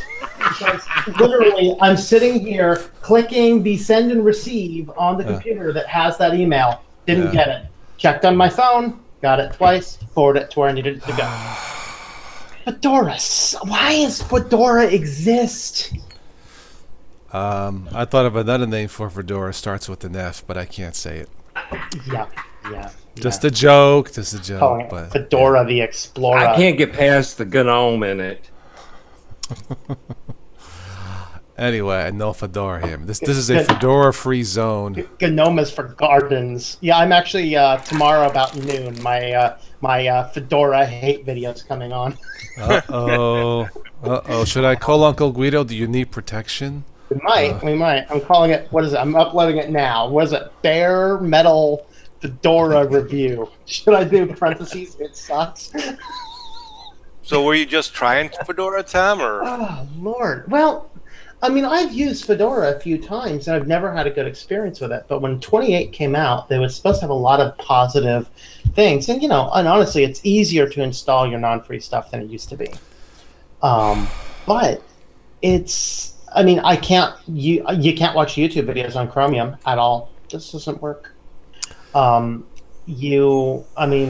A lot of software doesn't work. It locks you into using Wayland, which has serious problems if you're doing anything with cameras or multiple screen. Anything other than basic, simple point-and-click web browser or social media stuff just doesn't work on Wayland. I get X is old. These might need replaced, but let's stop pushing Wayland because it's not ready yet. It is not. I remember years ago, me and Spatchy did a news and nonsense about the latest Fedora back then, and they called it Beefy Miracle. Miracle about it. Yeah. Maybe Beefy Wonder Bread. Have you tried Manjaro lately? I don't remember. It's been about 6 months since I've done Manjaro. Okay. All right. Okay. I downloaded. I just haven't got time to. Let me get the comments up here too. So I need to solicit people. What distro should I put on here next? Because Fedora is getting replaced very soon. Put on it what you think will work the best. No, this is my media PC. I change distros every couple weeks. So. My only stipulations is it can't be something that takes a ton of work to do because I just don't have that kind of time. Well, that throws out Slackware. Throws out Slackware, throws out Gentoo, much of Arch, all the things that make me a true Linux user. Michael says, other than Fedora, anything. Hannah So, Montana. Switch, you're probably telling me that once that video hits the airwaves, I probably want to watch it before I lay down to go to sleep. No, actually, I didn't get all screamy on it. Really, it was fairly calm. The audio's okay. The video is not very good, but I don't care because Wayland doesn't allow you to do a simple screen recorder. So I literally had to point a web camera at the screen to take it. So. Well, that's the ongoing Linux standard, fragmentation. Yeah. I found this app that I use to take pictures of my screen. It works very well. It's called Shutters. Shutter is pretty good. I've used it before. Yeah. Try it on Wayland. It will shutter. Q4 OS. All right, I got Steve Anderson's Q4 It'll OS. rattle its box real good. Tom, I think you should try Nextcloud. I have Nextcloud. What's that? Nextcloud? Yeah. I have an entire infrastructure that runs Nextcloud. Yeah. I have an entire infrastructure that contains conferencing. It contains Calibora, so I can edit documents. I can share documents. I have a folder set up where people can upload documents to me. Now I have an entire Nextcloud. What I want to do is a full comprehensive tutorial, probably using DigitalOcean, on how to get all that set up. It's just for reasons I'll get into in a few weeks. That's a few weeks out. So I'll be back in a minute. Okay. I was. I'm sorry. Neverwhere, not Nextcloud. Neverwhere. Oh. Yeah, the Chromium OS. Yep.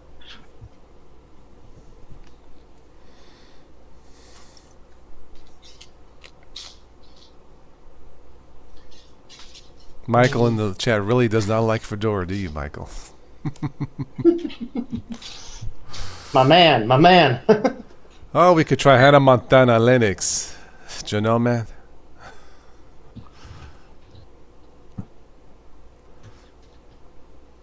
Beaver Tom- Linux. Yeah, Beaver. Tom, did you see this headline? Is Facebook ignoring our humanity? That's a real headline. Okay, I was curious. Yeah. Yeah. I was curious, what did you guys have to say about Patreon since I missed it? Oh, during last night's special concert chat, had some comments. There were people whose Patreon contributions were being rejected. Yes. And Thousands of them. anyway, I wasn't sure. I kind of suspect, but last night was for Stephanie. I don't know. I think you came in for a little bit. Anyway, that concert was that stream was for her to expose her more, to get her more sales on her CDs and stuff. So I didn't want to talk about it last night. So I kind of brushed it off. I didn't really mean to. But from what I understand, there's a lot, I guess, of not just me, but a lot of artists, content creators who people want to help them out, and the credit cards are being rejected due to suspicious activity or fraud. And I guess there's a lot. And it's happened to me because I've seen a drop. Yeah. I haven't changed anything. So I don't know. Have you come across it? Well, I only had one person that did not get renewed, and I'm not sure why, but it's typical for one person. So for whatever reason, I wasn't really impacted, but this was a huge thing. There was a huge blog post about it. So what happened is, I guess last month, Patreon changed their finance processing systems, and it's just started flagging thousands of transactions as fraud. And so it's being a system-wide thing with Patreon. I actually used it on my news program to promote my news site, which is thinklifemedia.com. Okay, cool. But yeah, they released a statement saying through some changes at Patreon and what the banks are seeing as potential fraud. See, this is my third crack at Patreon. It's like, I don't need this, But anyway, I had two people ask, I think, last night in the middle of the concert. So I didn't want to go into it last night. But I wanted to respond, and today I dug into it, and apparently that's what's going on. So, Michael says, no, they don't ignore they deleted humanity's account. Yeah. Facebook. I like that, Michael. Yeah, nice. I think regarding Patreon, I think the biggest thing we need to do is, it's okay to have it, but we don't want to rely on it. And I think there were a lot of people whose income dropped by 80%. Yeah, I saw that. Yeah. And that's insane. That's horrible. And I hope that they get that squared away. But the reality is, if we're relying on that 100%, that's problematic. It's becoming like AdSense, part 2, And even my site, the only automation I have on it right now is PayPal. Everything else I can do manually, but I'm looking at other ways I can do it. But I don't know. Yeah. So hopefully maybe Patreon will get that fixed. But I did notice it last month, and now I know why. And now you know why. So watching this, if you're trying, hopefully they'll get it corrected. If it's not working, let me know. I mean, I can't fix Patreon's problem, but that's why I still have PayPal. And there's Super Chat. If worse comes to worse, just use the Super Chat if you want to help out. The best is just to take everything. So, LibrePay is having their issues too. So, I didn't follow that one as much. I actually have a LibrePay account, but I haven't actually advertised it yet because I'm iffy on it. I'm not completely sure. But Michael says they are probably running Fedora. Yeah, that's the problem. Yeah. Probably. He suggested Satanic Linux. I ran that once, but it's really only Ubuntu with different wallpapers. Okay. Right. Yeah, I still have that in a VM, and that's all it is. Yeah. The Christian Linux, the Christian edition, at least they installed 2 applications. 2. Yeah, they put Xiphos and the other Bible study app on it.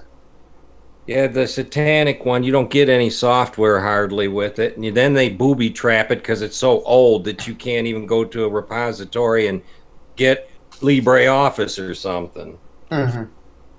Well, You're it's locked out. actually Ubuntu is the Satanic edition of Ubuntu. Though is you can download just the add-on pack, which will add on to any Ubuntu. Like I said, it's just a theme. That's all it is. It's a user theme. Has a lot of pictures and coloration schemes and things like that. Yeah, the wallpaper that gets me the most is it says Linux for the damned. Yeah, I like that one. That's pretty cool. Then if you use it, then if you don't. Haha. I think I have a breaking headline. Maybe you got this Uh-oh. one, Toss. Go ahead. Patrick Stewart confirmed Star Trek return as Yeah. Jean-Luc Yep. Picard. That's awesome. Well. I did see that. Yeah. I actually mentioned that before, but he was on NPR a year or two ago, and they had him do some funny stuff. But he read, I think I may have mentioned it before, other than today, but they had him read the lyrics of a famous song with his British accent. She was a fast machine. She kept her motor clean. She was the best damn woman I'd ever seen. Knocking me out with those American thighs. And it was AC/DC. Yep. Song shook me all night long. So the host says, "So Patrick, tell me, what's the difference between American and British thighs?" He says, "Oh, the difference is huge." Anyway, Yeah, if he but, never took Star Trek, he never probably would have been as popular. Because I think what he did before, he was upstairs, Stage? downstairs. Well, stage, and he was Yeah, and then PBS upstairs, downstairs. yeah, they there were talent scouts, and they just found him giving a speech, and one of the director or producers says, "I think we found our Jean-Luc Picard." That's how the story goes, and the rest is history. But he was He was really perfect for the popular. role. He was popular on British TV before that, Yeah. right? Is that what you're Yeah. talking about, Steve? Yeah, the PBS show upstairs, downstairs. Okay. Apparently, my Fedora machine is no longer able to access the internet right now. It's busy updating. What is it? Windows 10? I didn't tell it to update. Fedora is the Borg. You're being assimilated into Fedora. I know what he's going through because I have the same thing in a virtual machine, and I had to really struggle to make it work. Fedora 28 is not for the Linux beginner. Yeah. I mean, Fedora, Gentoo, Arch, I put it in the same bag. So Fedora ain't even really suitable for the switched guy. Isn't that kind of strange though? Because isn't Fedora supposed to be kind of the, I don't know, That's the chicken. Yep, the chicken agrees. Chicken OS, Rooster OS. Booster what the, Yeah, what the hell was that? Oh, it's my alarm. I gotta go take care of something there for a minute. Apparently Fedora is simply just laid an the egg. network. So. That was my the computer going, get that Fedora out of here. I'm gonna go ahead and restart it. I will be back in a moment, gentlemen. As I was asking before Tom's chicken interrupted. No, he stepped on his cat. Isn't Fedora the community release and test bed type of thing for Red Hat It Enterprise is. Linux? It is. I don't, I get that it's a community edition and that they're testing things, it's bleeding edge, blah blah blah. But really, how can a community come together, create a distro, release it with all the questionability on top of it, with the idea that some way, somehow, in some way, shape, or form, this is going to translate to an enterprise level distro that is being run across how many different servers worldwide? I don't that mentality, this seems so backwards to me. I mean, this so completely and utterly backwards. Well, I'm saying with Fedora, when they go to use it on a Red Hat level, it doesn't have the same desktop. It just has a basic user interface because it doesn't need to do a whole lot other than take care of storage for servers, you know. So Yeah, true. Most of that crap is stripped out of it. And plus, you don't have to have all the hardware variety. You only have to have hardware to handle the server machines. Yep, that's true.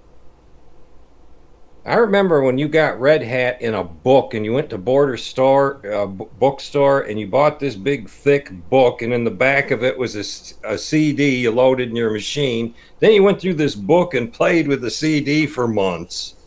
Yep. And then when you were all done with it, you're like, I'm going back to Windows 98. Yeah, my first Ubuntu I heard about that was I think it was Popular Science magazine or something like that when Windows XP was it back then, you know. And that's how I got started. So. Well, that's when I wound up with the Fedora 4 and the Fedora 8 kits that Ben wants so bad. Yeah. So Windows XP came out. I played with that a little bit, and what I actually did is I made a server with Fedora 8 because you could download this stuff called Apache software and integrate it with your Linux distribution. It made the perfect FPT file server.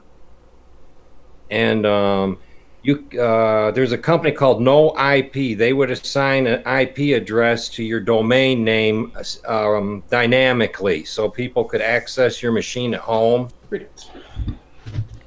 And it was quite an experiment because you could be 20 miles away and want to access your machine as long as you knew your domain name and you put it in the search bar. NoIP guys would reroute it right to your house. And then you got a list of all the files that were in your machine. You had to have a password to get in it and everything else when you set it up with Apache, but it was quite a whiz-bang type thing. I was reading up on some Apple news. They were saying that the reason that Apple, well, I guess trying to be funny, they passed $1 trillion. They were no longer giving away the free headphone adapter for their iPhones. Oh.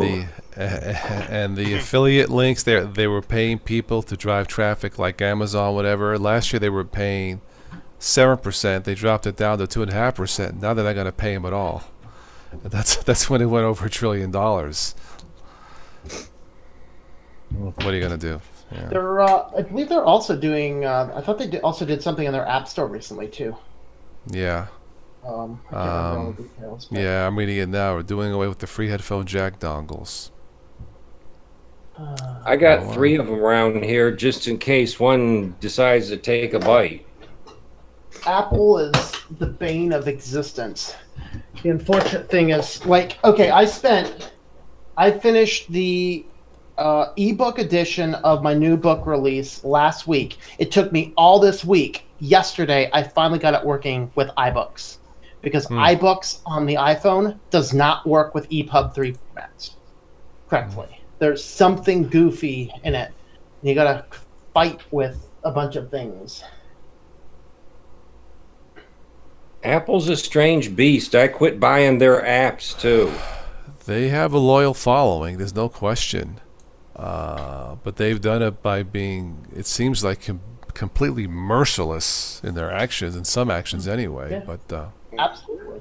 I have people come in all the time with their iPhones to do pictures, and they end up in the cloud, and they get mad at us because we can't get to them. It's like it's your cloud. Right. You know? Right, yeah. That ecosystem is just... Yeah. It says here, Tim Cook's Apple is not your best friend forever. Ouch. Okay. Not sure what's up with that. Then they have a problem with the latest Macs about overheating too. Yeah, there was an article on some of them that ran really hot. I think it was the iMac Pro. Yeah. Well, it's the one that stands up and everything's in the picture. Yeah.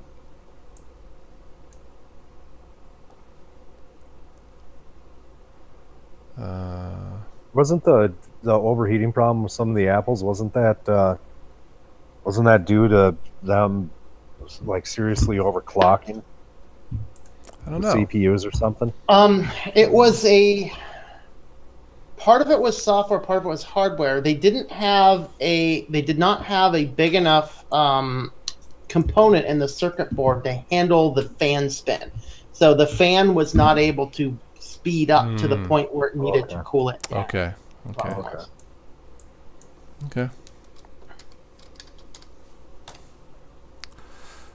Let me check some latest Ubuntu news. We're probably going to wrap it up here soon. Once again, those of you joining in late, make sure you check out last night's special concert with my friend Stephanie Forian, one of the most beautiful voices on the planet. She uses a Mac because she has to. You'll have to check the podcast, that video podcast, to find out why. But it was a wonderful evening, and hope wow, to do you're it again. picking up viewers. Cool. I went from 17 to 30 in the last 20 Oh yeah, I just saw that. Yeah, thanks for stopping by this late. Those of you who the main topic was about Patreon from last. Anyway, just replay this. But Patreon's having some issues, and I don't know if I should keep it or not. But anyway, it's there for now if you want to help support the channel. PayPal's still there. Of course, the Amazon links and all that. But I was reporting why they were having their issues. It's not your fault. Those of you who were trying to help out the channel and can't, keep trying, because I think Patreon's trying to fix their glitches in the new system or whatever's going on. But anyway, and definitely check out last night's 3-hour show. It was wonderful. awesome. It was a really, Good yeah, one. yeah. I was She's at a my ter- sister's today and was showing my brother-in-laws on that. She is. Some people had a couple people say she's an angel, or like an angel voice, and she is beautiful, beautiful lady inside and out. I wish her the very. I want her to be successful in the States and not just in Germany, but I'm doing what I can. Let's see here. Yeah, $1 million donation from an anonymous benefactor to. Now it says GNOME Project. No, the Of course, GNOME Project. Folks between elementary or popular Ubuntu-based Linux distros have revealed a large private contribution from an otherwise anonymous donor. Yep. Yeah, the GNOME Foundation got like $1 million, Nice. $1,000,000 like a month ago or so. Yeah, and somebody donated to the elementary project, and that means that Cassidy James can now develop full time. Here's a headline. I have a joke for it. How to speed up Ubuntu 18.04. Yeah, use Windows 10. But a bump. Oh, that's a bad one. It's just as fast or slow depending how you look at it. But anyway, now Ubuntu's faster, especially the updates. I'll give them that. Yeah. Is a Ubuntu really that slow? You need 4 gigs to make it run smooth. Just I don't know, when- man. I don't have those issues because I have more than enough horsepower. Yeah. You need. Well, Ubuntu, you need to make sure you're running X, because Ubuntu allows you to switch between X and Wayland. Yes. Now, in 17, they changed the default to Wayland, but in 18, they switched it back to X because Wayland is horrible. Yeah. Well. I think Fedora might almost be good if it had X in it. Almost. Anyway, in my test of my Toshiba with the 4 gigs of RAM, it was passable. It was okay. Just like Windows 10, you need 4 gigs of RAM to make it run passable. But if you're trying to to revive an older machine, don't use Ubuntu. Use Linux Mint, Mate, or Linux Slide, or Lubuntu, Xubuntu. Don't use Ubuntu. You can run it with less than 4 gigs. I don't think you'll be happy. They will run, but here's what happens, because I've tried this route. And when you don't have enough RAM, you start using the swap file on your hard drive, and your machine just sits there and chugs and chugs and chugs, and all of a sudden, zing, it's done. Yep. But it takes it a while because it's got to use the swap file on the hard drive. Right. Tom, what's this Windows 10 as a monthly service charge? Well, I didn't really have a chance to read that. I think a lot of people are jumping on that and saying how this is what they're going to do, but really, the best minds in the industry right now are looking at it saying that's probably something for enterprise. Oh, okay. Basically, like being able to outsource to Windows or Windows Management IT, or outsource to Microsoft or Windows Management IT instead of your IT staff. That seems to be there now. A lot of people are reporting maybe this is going to apply to personal users too. Those rumors have been going around since Windows 10 started. So I'm not sure. I mean, I don't know for sure, but one of my viewers that sent me an email is actually in the industry and says, yeah, this is a business enterprise thing. And I don't have any reason to think otherwise. And honestly, I don't care because I'm not going to use Windows. So not Windows 10. That solves anyway. that, yeah. Oh, man. Yeah. My care level has dropped to about a nothing at this point in time. I had a thought, though, now that I don't have Windows and I use TurboTax every year, I wonder if they got a Linux version. I don't know. TurboTax has a Online, don't they? has an online version. Yep, you can do the TurboTax right in your web browser, and you can download all of the output as you usually would with the native version that you would use in Windows. Yeah, they've been getting pretty bold every year. They just send me a disk in the mail, assuming that I'm going to plug it in and use it. I usually man, do. You wouldn't believe the number of people that do. There is actually a help document on TurboTax on. That's the online version for Ubuntu. I use the online version to help my kids with theirs this past year and the year before. My taxes are way too complicated. I can't do them. TurboTax wouldn't allow I hire an accountant. Yeah. So Mine are quite simple. I've got everything paid off, and I don't have a mortgage or anything to deduct, so I'm down to the EZ form. gotcha. Yeah, lucky. Yeah. I have two businesses. Well, that's different because you're constantly cycling money around. That's the thing. But the good news is I can do fun things like, do a lot more tax write-offs. Like looking through receipts. I save receipts at the end of the month. I throw them away. Looking at all the receipts. This is just batteries. I can write this off. Yep. Throw that in the cash pile. I'll write that one off. I live off of investment income, so that's a nightmare in and of itself. That's a whole different ballgame, yeah. Plus my wife and I just started a foundation, so Yeah. Cool. that's a mess on top of it. We were talking yeah. about Apple, and this is a funny news item. Food served on iPads is the latest stupid tech trend for restaurants. God. What? Food is being served on iPads. Like, I mean, you get the. I mean, I got an iPad here, and we'll just pretend like this is my ice cream sundae. Like this. Yeah, I mean, that's what they're doing.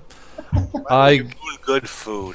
I guess you that's think one way to lose weight. Just look at the food on the iPad. I don't know. You would think it'd be more efficient for them to give you the iPad first to order your food. I'm just reading it. Yeah.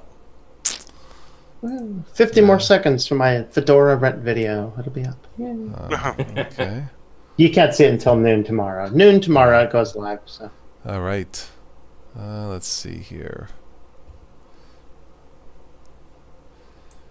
I want to wrap this up here soon. Everybody in the chat.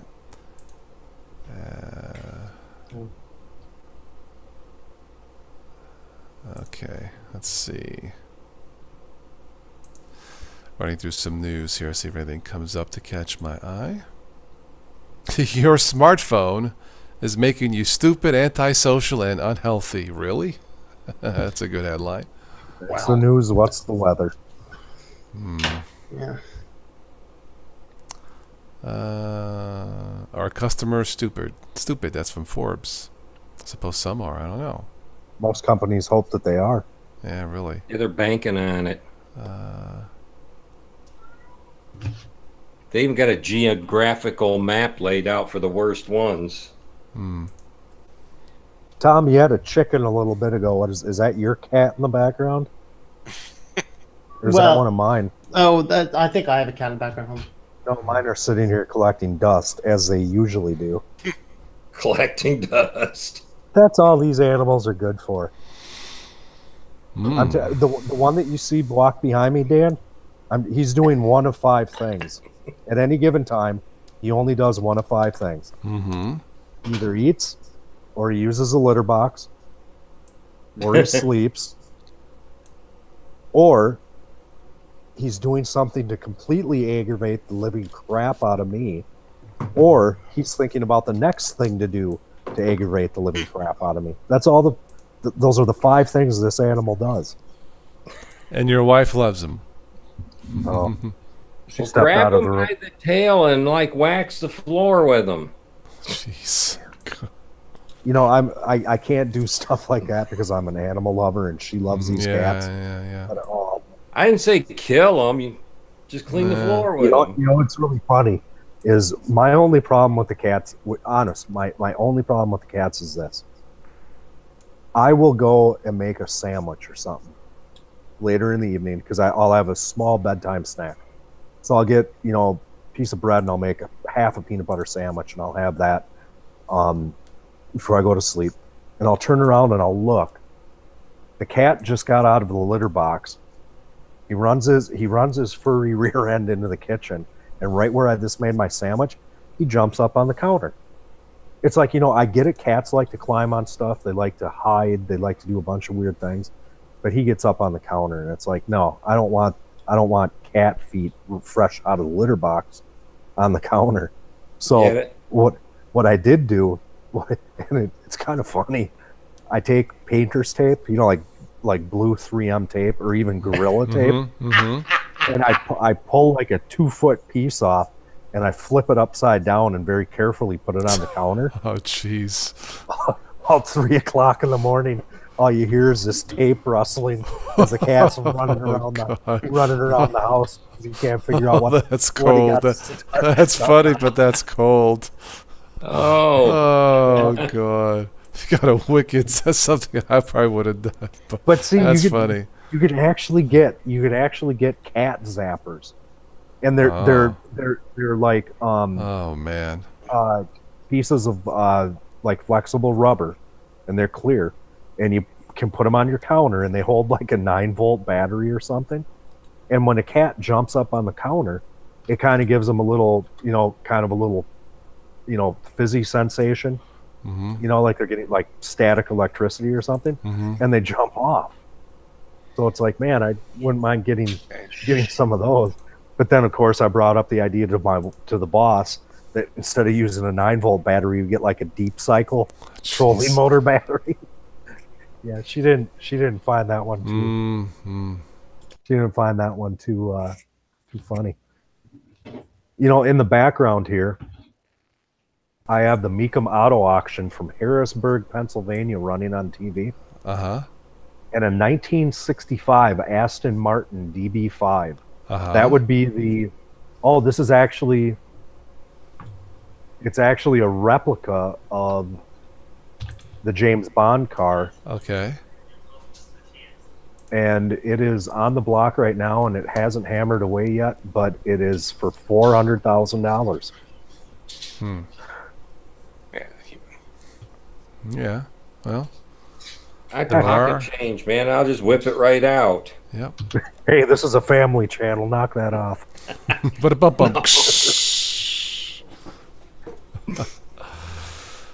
All right, 5-minute warning. I'm gonna wrap this up. I'm getting ready. I'm gonna try and get up early and do the grass. It's gonna be another hot, humid day tomorrow. You're gonna have the lawn police in your way, That's okay. I call Uncle Guido. They don't bother my house. They avoid it. They just drive right by. They're so friendly. Yeah, tomorrow's Sunday, and you got the whole week to look forward to. You ain't gonna mow that grass tomorrow morning. Let's face it. If I don't do it, man, I wait a week. I'm gonna have problems next week. So. You know what they have on the auction now? A 1968 original Batmobile. Wow. How much is that going for? The bidding opened at $100,000. Okay. That's reasonable if that's where it sells for. Yeah. Now, 175 grand. Yeah. This is going to go for some good money. Probably we got a car wash around here about 30 miles from here. It has a big rotating thing in a showcase, and they put a different car in it every week. And about 15 years ago, they had the Batmobile in there, and it slowly rolled around, and drive through the car wash, get your car washed while the Batmobile's spinning around.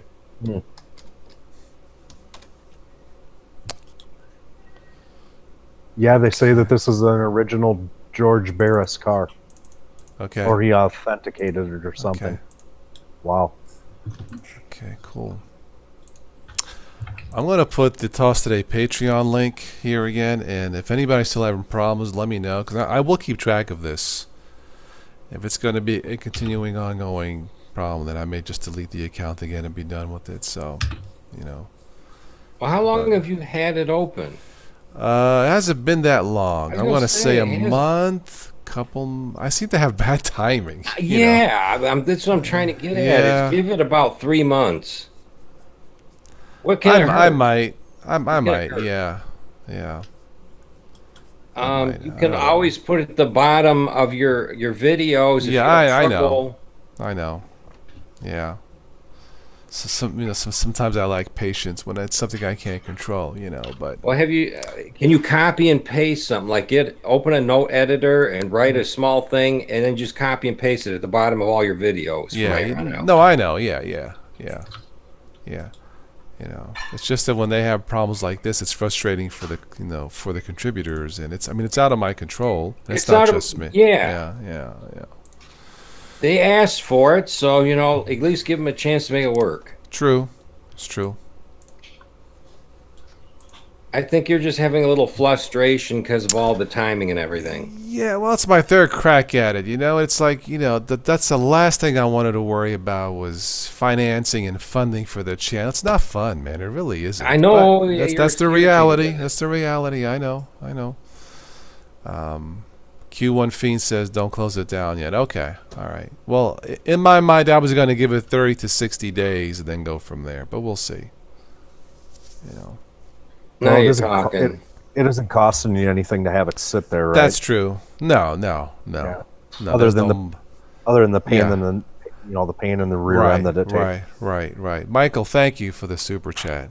Yeah, very kind of you, sir. Thank you, Michael. See, it seems like every weekend you come in and donate. Thank you. Yeah, about the only thing that's been super reliable, besides the PayPal, has been the super chat. Even though YouTube takes a chunk, but it doesn't cost me anything. But thank you, Michael. I don't know when the next private. The next private. I'm gonna edit and upload the. Me and Stephanie did a private conversation, catching up after a year. We did a no news, all nonsense type of a stream. I'm doing the editing. We had some audio issues even then. I think it's my Linux thing here. I don't know. You did that on Linux. Yeah, I should have because I had trouble Wednesday, and I should have done last night's stream in Windows, just as an experiment, and I didn't. But that being said, we got through last night. It went. I mean, I played it back. It's okay. I mean, it was a smooth stream. There was no buffering, or it was more the audio echoing slightly. The picture was great. It's like there Yeah. was some background tinging in it somewhere. Yeah, some That's, echoing. that's what I heard. Yeah. Yeah, it's weird, but Yeah, it was You know- mostly while she was talking. Now when she Yeah. was singing, I didn't hear much Okay. echoing. but you know what? It kind of reminded me like the echo like in a stadium, like a rock concert. So it wasn't all I bad. think it was a server between you and her. It could be. that generated It was that. Yeah. It was a It- YouTube thing. Yeah, because she uses expensive mics that run up to $1,000, I think. So it wasn't her. you know, And some yeah. hard drive in a server didn't like that. I don't know. I mean, I didn't go into Windows to try it, but I don't know. But like I said, Linux and multimedia, not a good marriage. It just isn't yet. But Michael, thank you again for the super chat. But that's about the most stable thing that YouTube has is the super chat. It just works. But anyway, yeah, last night's stream. If you haven't taken a look at it, go to Stephanie's website. She has a Patreon page and wonderful, beautiful, angelic voice. And thank you, community, for exposing us to her. Exposing her to us, rather. Yeah. Again, if you deserves- like yeah. Stephanie's stuff, go to her YouTube channel, check her out. Go to her website. Buy a CD or buy a download. The music's just as good, if not, it sounds even better because it's studio produced. Yeah, let me plug in her link again. The link. I mean, you can listen to the tunes first and make sure that you like them. I think you will. And she does keep track of the downloads.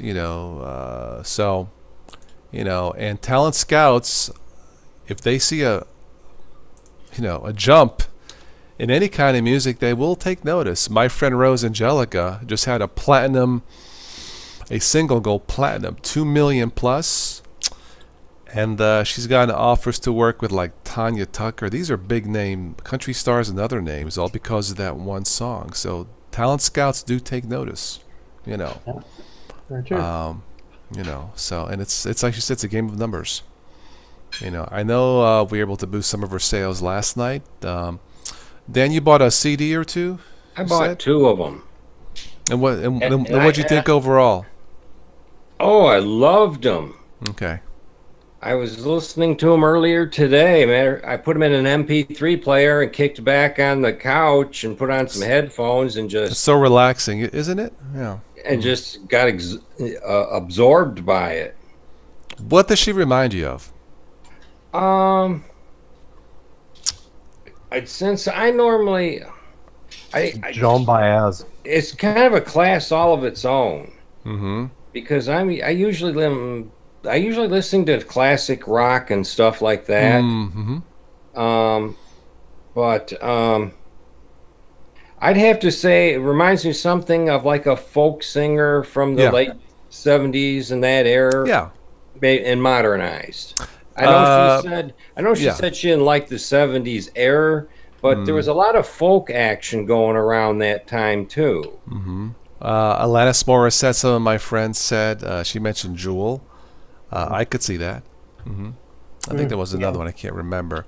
But she has that voice where she can do anything. I can't see her doing rap. Too. Yeah, she can do country easily. That one song, Small Town Blues, that sounds like a top 40 country song easily. I got into Carrie Underwood for a while. I got like 4 of her CDs. Yeah, like her. And then her dance club. I think it's a dance club song, Closer Than Before. Mm-hmm. If you heard that, and there's a jacked up rendition of it. She was sponsored by some kind of electronic musical foot pedal with heavy rhythm with her singing, and that's easily a dance club hit, top 10 easily in my opinion. So she can do it all, except I don't see the rap. I know she cracked the joke last night. I've been known to seriously break with tradition and get into something else for a while. You know, she's one of the rare type of performers where you can tell her voice, her songs, they really do come from the heart. It's a passion for her. She's not faking it, you know. And I think a concert like that where it's just her and the guitar, and if you ain't got it, we'll know. You know, there's not a computer there or backup, you know, symphony to back. It's you and your guitar. And if you don't have the voice, especially on YouTube, it's gonna show. And I guess she plays piano too. I didn't know. Maybe next time. But she's got the voice. There's no question. You know, I got exposed through the community and her song "Dream On." Beautiful song about, you know, world peace. So God bless you, Stephanie. Yeah, you know. So, and we'll try to get her back on. I know it's tough. She's going back to Germany, and I mean, our last live stream was a year ago, but we've done Can you get a hookup stream from Germany? I guess the internet there, according to her, just plain sucks. It's kind of surprising. Oh, yeah, I didn't think there was anything worse than ours. And I mean, I know she's on a budget. I don't know, to get the good internet. Maybe it's just out of her budget. I don't know. But she says the quote normal general public internet is horrible. That's actually quite true. A friend of mine traveled over there for a little bit. I don't know what's going on. Had a hard time communicating. That's not a third world country, so. No, but I think it's isn't it the regular internet that most use? I think is like the state sponsored or country It's like a municipality almost. Yeah, she mentioned something. They were going through something. Anyway, I feel for her because we've done. See, we've done the news and nonsense on Skype with no video. And that seems to her. But we try to do video, it's hard. Now she was home and it was smooth, you know. But I feel bad because if we do anything while she's there, it's going to be strictly audio, and that's fine. But it's not the same as video and seeing her interact. It's just not the same, you know. Yeah, I just asked that because occasionally we get Colin on from Australia, and we get English Bob now and then over here. So I didn't know if there was an issue with Germany. What's the name of the president? Not the president, Germany, Chancellor Merkel. Yeah. Angela Merkel. Merkel. Hey, Merkel, fix your freaking internet, okay? This is We'll 20 send- freaking 18, you German bozos. We'll send Come on. Uncle Guido over there. Yeah, do I gotta call Uncle Schweizensweiser to help you? Come on. Oh, look at that. Colin's eating pizza toss. Oh, Colin, shut up. No, just kidding. I had a couple last week, but I had leftover pizza today. It wasn't that good. It just didn't quite hit the spot. Yeah. But question is, do they have good pizza in Australia? I don't know, Colin. Do they? And they use we don't- Vegemite in the sauce. Yeah. And when in Australia, no good pizza. No offense, Colin, out there. Vegemite in the sauce. Oh, And could you, Yeah, we eat the Vegemite pizza. You know, after we have a six keg, not a six pack, but a 6 keg of beer, we got some Vegemite to top it off. You know. I mean, you can put any topping on pizza, right? Vegemite pizza. What do you think? Domino's pizza in Domino's. Australia. Come Oh, on. that's passable.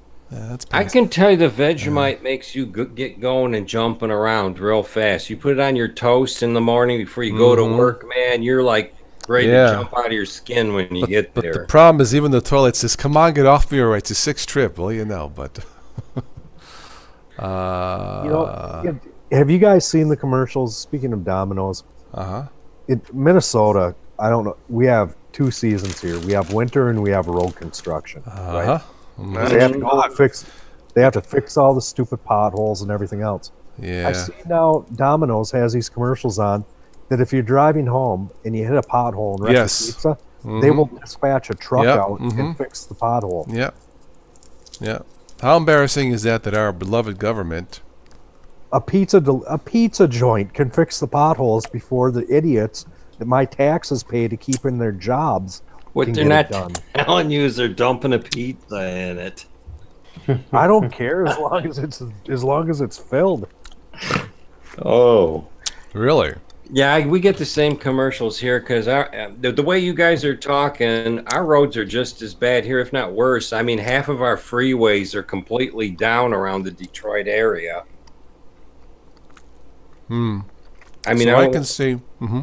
I went down there to actually do a service job, and I-75, they got that, so it's all shifted over to one half of the freeway. And I'm going down the service drive, and the Garmin GPS is telling me, get on here, get on here. And I'm like, shut up, See I don't that- need a bloomin' cuckoo clock. Next thing you know, I was on the approach to go over the Ambassador Bridge to Canada. See, I can see freaking Domino's Pizza taking over the territories. You're gonna have Pizza Park, Stromboli Street. You know. Toss, we already have Little Caesars Pizza Arena in Detroit.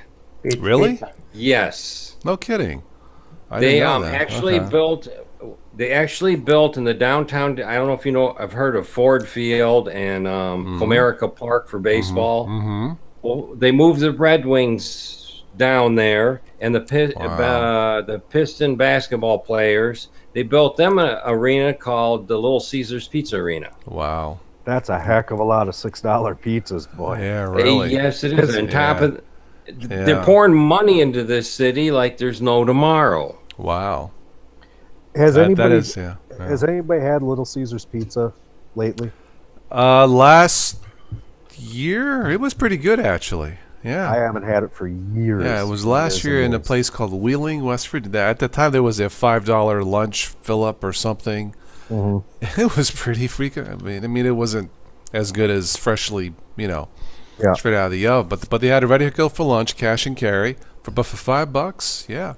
I got like a $7 or $8 one. It was a pizza crust carry out, and it was pretty Yeah. good. It wasn't bad, but it wasn't ordered to your taste. But it was good enough for an in and out take home pizza. I'm waiting for Starburst pizza because why not? But no. Maybe I'll have to try it again sometime. Yeah, it was pretty good.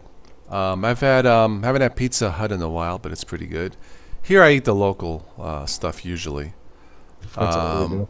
And Yeah, each one I has its mostly own. make my own. Yeah. Yep. I have no patience for that, but yeah. Uncle Guido's Pizza Chain. Yeah, come in and we'll make you a pizza you can't refuse. Yeah. All right. Anything else in the comments before I start to get hungry again and eat the entire freaking Starburst bag here? But I'm surprised you still have that thing laying around. it's about half since last night's. I mean, I didn't have popcorn because I didn't want the crunching, So, but anyway. Well, I hope you guys didn't catch that. I've been munching on popcorn all night. That's what I forgot when we were at the store. Uh-oh. Oh boy. And now that you said it, it sounds really good. Oh, you're welcome, Tim. Yeah. You dork. That gets you back from mentioning food and stuff.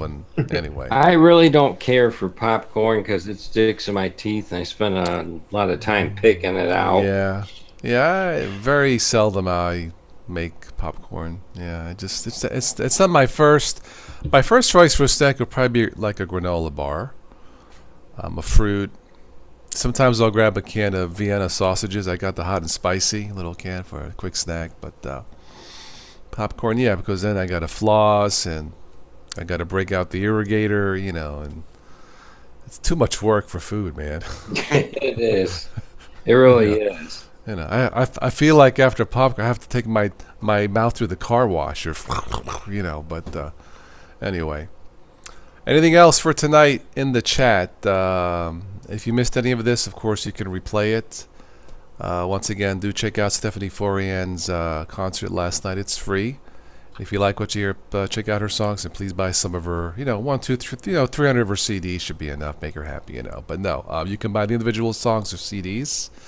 And if there should be a spot on the Bandcamp if you ask her to personally autograph the CDs, she will. Now she's going back to Germany, so it may take a while. There but is. if you order now, she's still in the States. She can send them from Boston or Massachusetts to you if you're in the States. When you order the CD, it also gives you a price for the CD, and it also says "and more." If you can afford an extra $2 or $3 for the CD, up the price of it a little bit for yourself and help her out. Yep. I would if you buy a CD. I think you can buy it for $15 plus shipping. Give her 20 and more. That's what it says. Buy it. Yeah, give her $2 a song. I think it's fair or more. Whatever you can spare above the $15 is what she's asking you to put in. Yeah, Colin. PCTLC, a really nice person, down to earth. Absolutely. Always enjoy chatting with her, and she's been a good sport. Being my co-host for the news and nonsense, and like a lot of times she wasn't prepared, and I would just tell her, just follow my lead, and if you have just one story, tell me the story. And actually, last year she had a really funny story. I mentioned it last night, but there's a city in Italy where once a year they have a orange throwing fight. Like instead of throwing tomatoes, they throw oranges. Now I'm Italian, I didn't hear, so I looked it up, and it's real. And then she read the headline. Blah blah city in Italy gets juiced once a year. Ha. That was funny, So anyway, but if I can have her back on, maybe just audio, I'll try and do that. Or if she can get a contract in the States where she can find steady work, then we can do a live show once a month easily, I think, or a live concert. But anyway, she's going back to Germany 11th, so kind of sad in the way. But anyway, there's no preparation with Total OS today. Last night, I didn't have a script or nothing, no, but it was easy. I just told Stephanie, we'll chat, do your songs, and we just sit back and enjoy it. That was easy last night. She doesn't have any cats running around her neck like Tim. I need to get a squirt gun. Meow. Don't do, because I'll get the cat activists going on my channel. You know, Thomas, why don't you have that moron spraying the cat? I said, I'm sorry, I never heard of him. I don't know him. No, just kidding. But with as much that cat's name is Sam, and with as much as Sam aggravates me, and the boss will even attest to this. When I get coffee in the morning, or if I make an iced coffee in the evening, I get the cream out of the refrigerator or the milk. I put a little dish down. Sam comes up. He gets his milk. I'm nice to him. I remember one time in Florida, we adopted our first cat. It was a stray cat or thrown out cat, whatever. So, and the cat used to sleep with us on the bed. Okay, fine. We had it checked out clean. So I remember one night I'm sleeping to the side. I wake up and I see this cat face. I'm like, what the? Yep. Yow. Oh, it's you. Okay.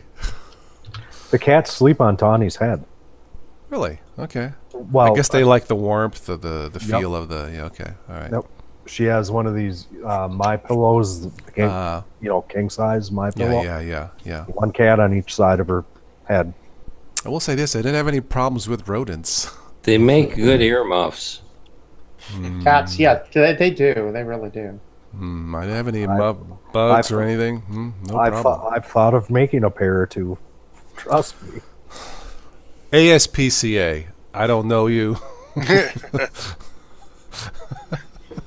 See, now, come here, Izzy. Come here. See, now you got man's best friend right here. Ah, the Shih Tzu. Yep. Oh, well. Now, I prefer cats because it's low maintenance. Now, yeah, that's true. The cats you can leave for a couple of days. Yeah, nothing against dogs. I love animals. But for cats, it's like, oh, you want to go out? There you go. When you're ready to come back in, just meow. Meow, meow, yeah, you know. Dogs will get lost. You got to go chase them down the road. They crap everywhere. It's like, come on, But anyway, Cats go in a package called a cat box, and they are clean. Yeah, cats, generally speaking, I mean that's why they're constantly licking themselves. I mean, they are clean. That's what was that joke 2 weeks ago? Dogs have masters, cats have staff. Staff, yeah. Cat boxes you have to clean. Well, yeah. Yards, well, you can just tiptoe through them. I remember one time I bought that automatic crapper cat box. You seen them on TV when the machine runs? Yeah. When I first got it, the cat looks at you like, what the hell? You want me to crap in that? That thing will knock off my legs. It would go, but gingerly. And the cat was scared. So I went back to a regular box. Hey, have you ever tried an automatic cleaner, cat crap cleaner thing box? Yeah, the automatic cleaner was me. I just wanted to get, get the toilet seat for the cats so that they can, go in the bathroom. That's a nice trick if you can train them. I just stuck with the regular box and just tossed it out. But yeah, I used to have a dog that dug in the litter box. That's one way to keep it clean. Oh, I remember one night the dog box. I was in the back of the house. I had it was a night, and I had like a big walk-on porch with the big sliding doors and the big dark screen. So I had to walk outside at night to check out the fuse box. I closed the screen. I'm walking to the back. Next thing I hear is boom! Like, what the? So I look. I see my male cat, and the screen door is hanging like this. He thought it was clear to go out. He must have jetted, hit the screen with his face, and the screen's just hanging like this. And the cat's like, meow. What the hell happened? What the hell was that, I'll never forget that. But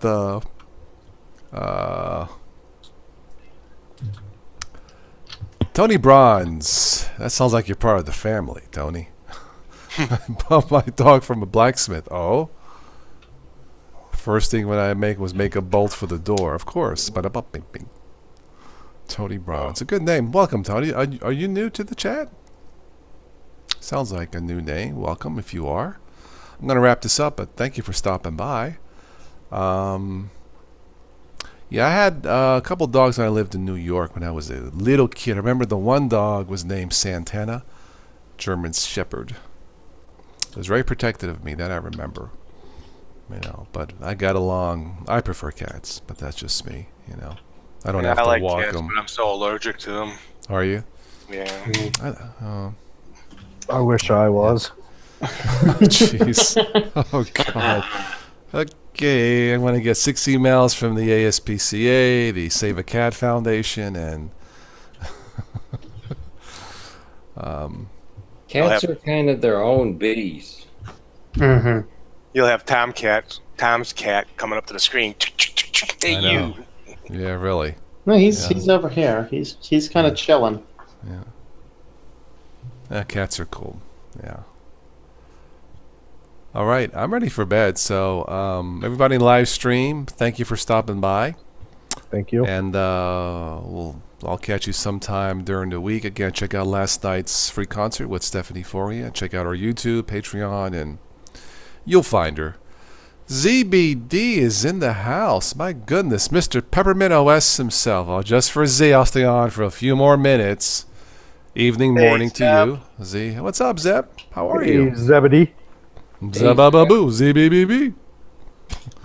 Babababoo. It's Zeb. Bababoo. Mill, you love pigeons. Interesting. Then I never had a bird for a pet. Nope. My son's got diamond doves. Wow. What are I had a diamond front dogs? end. Little. Go ahead. No, go ahead. I had a blue-fronted Amazon parrot, and when we got him, his name was Dude. What's up, dude? Yeah, Dude. all the time. Hey, dude.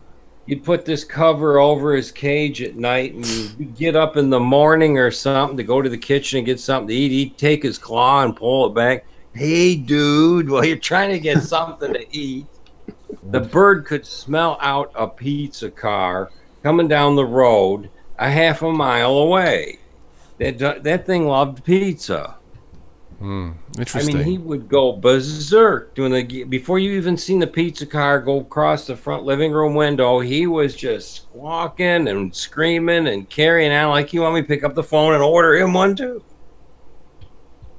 I never seen nothing like it. Unique bird, but you know something? When we moved out of the house, you don't know where an animal uses the bathroom until you remove all the furniture out of the house.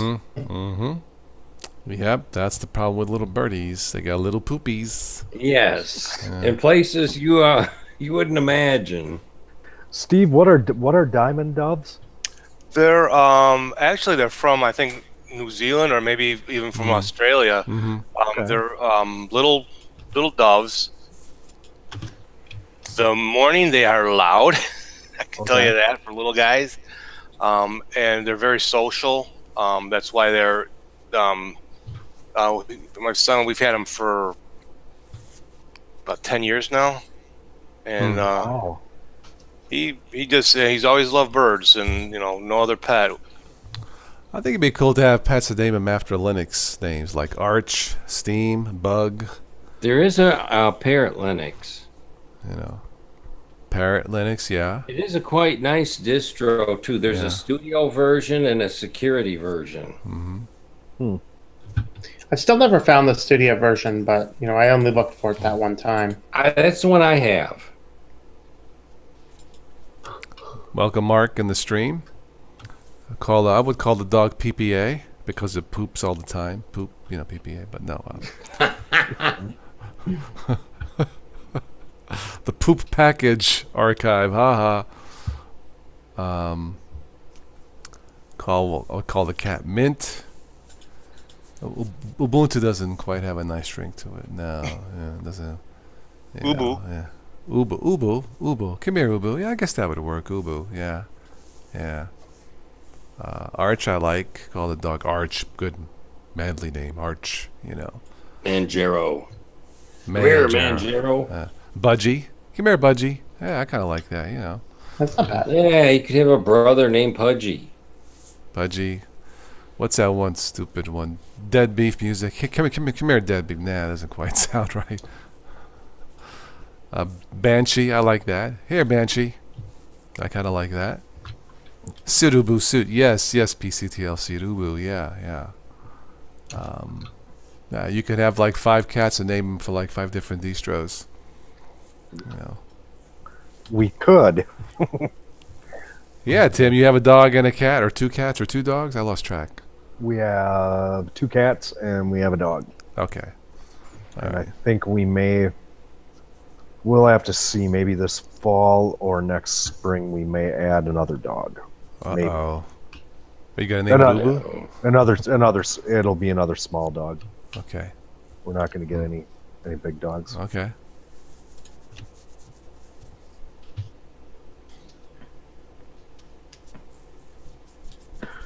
Well, speaking of dogs, I think this one Yeah. will go out for the I evening. am done. We're going to wrap this up now. So, again, thank you, everybody in the chat. Zeb, it's nice to see you on. I think you need to get some sleep, too, don't you? Yeah. So, I'm going to call it a night and try to get up early before the heat hits to do the grass. Cut, not smoke. Cut it. Do the grass. Cut it. Have I want to be fun. clear on that. Fun. Cut the grass. Yeah. Yeah, sure. Yeah, we got it. Yeah. Cut. That's what I meant. Yeah. Cut. Yeah. Yeah, I meant cut. Mhm. I got my Black & Decker lawnmower all charged up, ready to rock and roll. I should buy like a portable cassette player for it. Put it on the handlebar with some headsets or something like that. But that'd be kind of cool. Put some little like LED lights on it. It'll run the battery down too fast. That's true. Yeah, I have to get an extra battery for it. Well, actually, the LED lights, some of them, the ones that we use at work are very energy efficient. They're by far more energy efficient than the incandescent bulbs ever were. Oh yeah, Yep. actually the red stream behind me, those are LEDs. I think that whole thing is, if I'm not mistaken, I think it's 0.2 amps. So like 200 I don't even think it's 200 milliamps, which is a lot for that. And I actually have a light bulb in my other lamp that is an LED bulb, and an LED screw-in bulb, like an incandescent replacement. I think that's only running 4 watts. I think it's 4.4 watts. So, divide that by your power factor, about 0.5, and your voltage is nothing. Like nothing. You'd have to run that thing for months to accumulate a penny worth of power. I guess I could put a portable horn on my lawnmower. Da-da-da-da-da-da-da-da. Hi there, neighbor. A Dukes of Hazzard lawnmower. I know. I put like a couple of reflectors on it, and put an American flag. I could put an Italian flag, an American flag. Hey, I'm cutting my grass. So you want to smoke some grass? It's all hey, no. Anyway, on that note, I'm going to bed. So, guys, I'll catch you during the week. So take care. Take care. You guys later. Good night. See ya. Bye-bye. Bye. See Good ya. guys.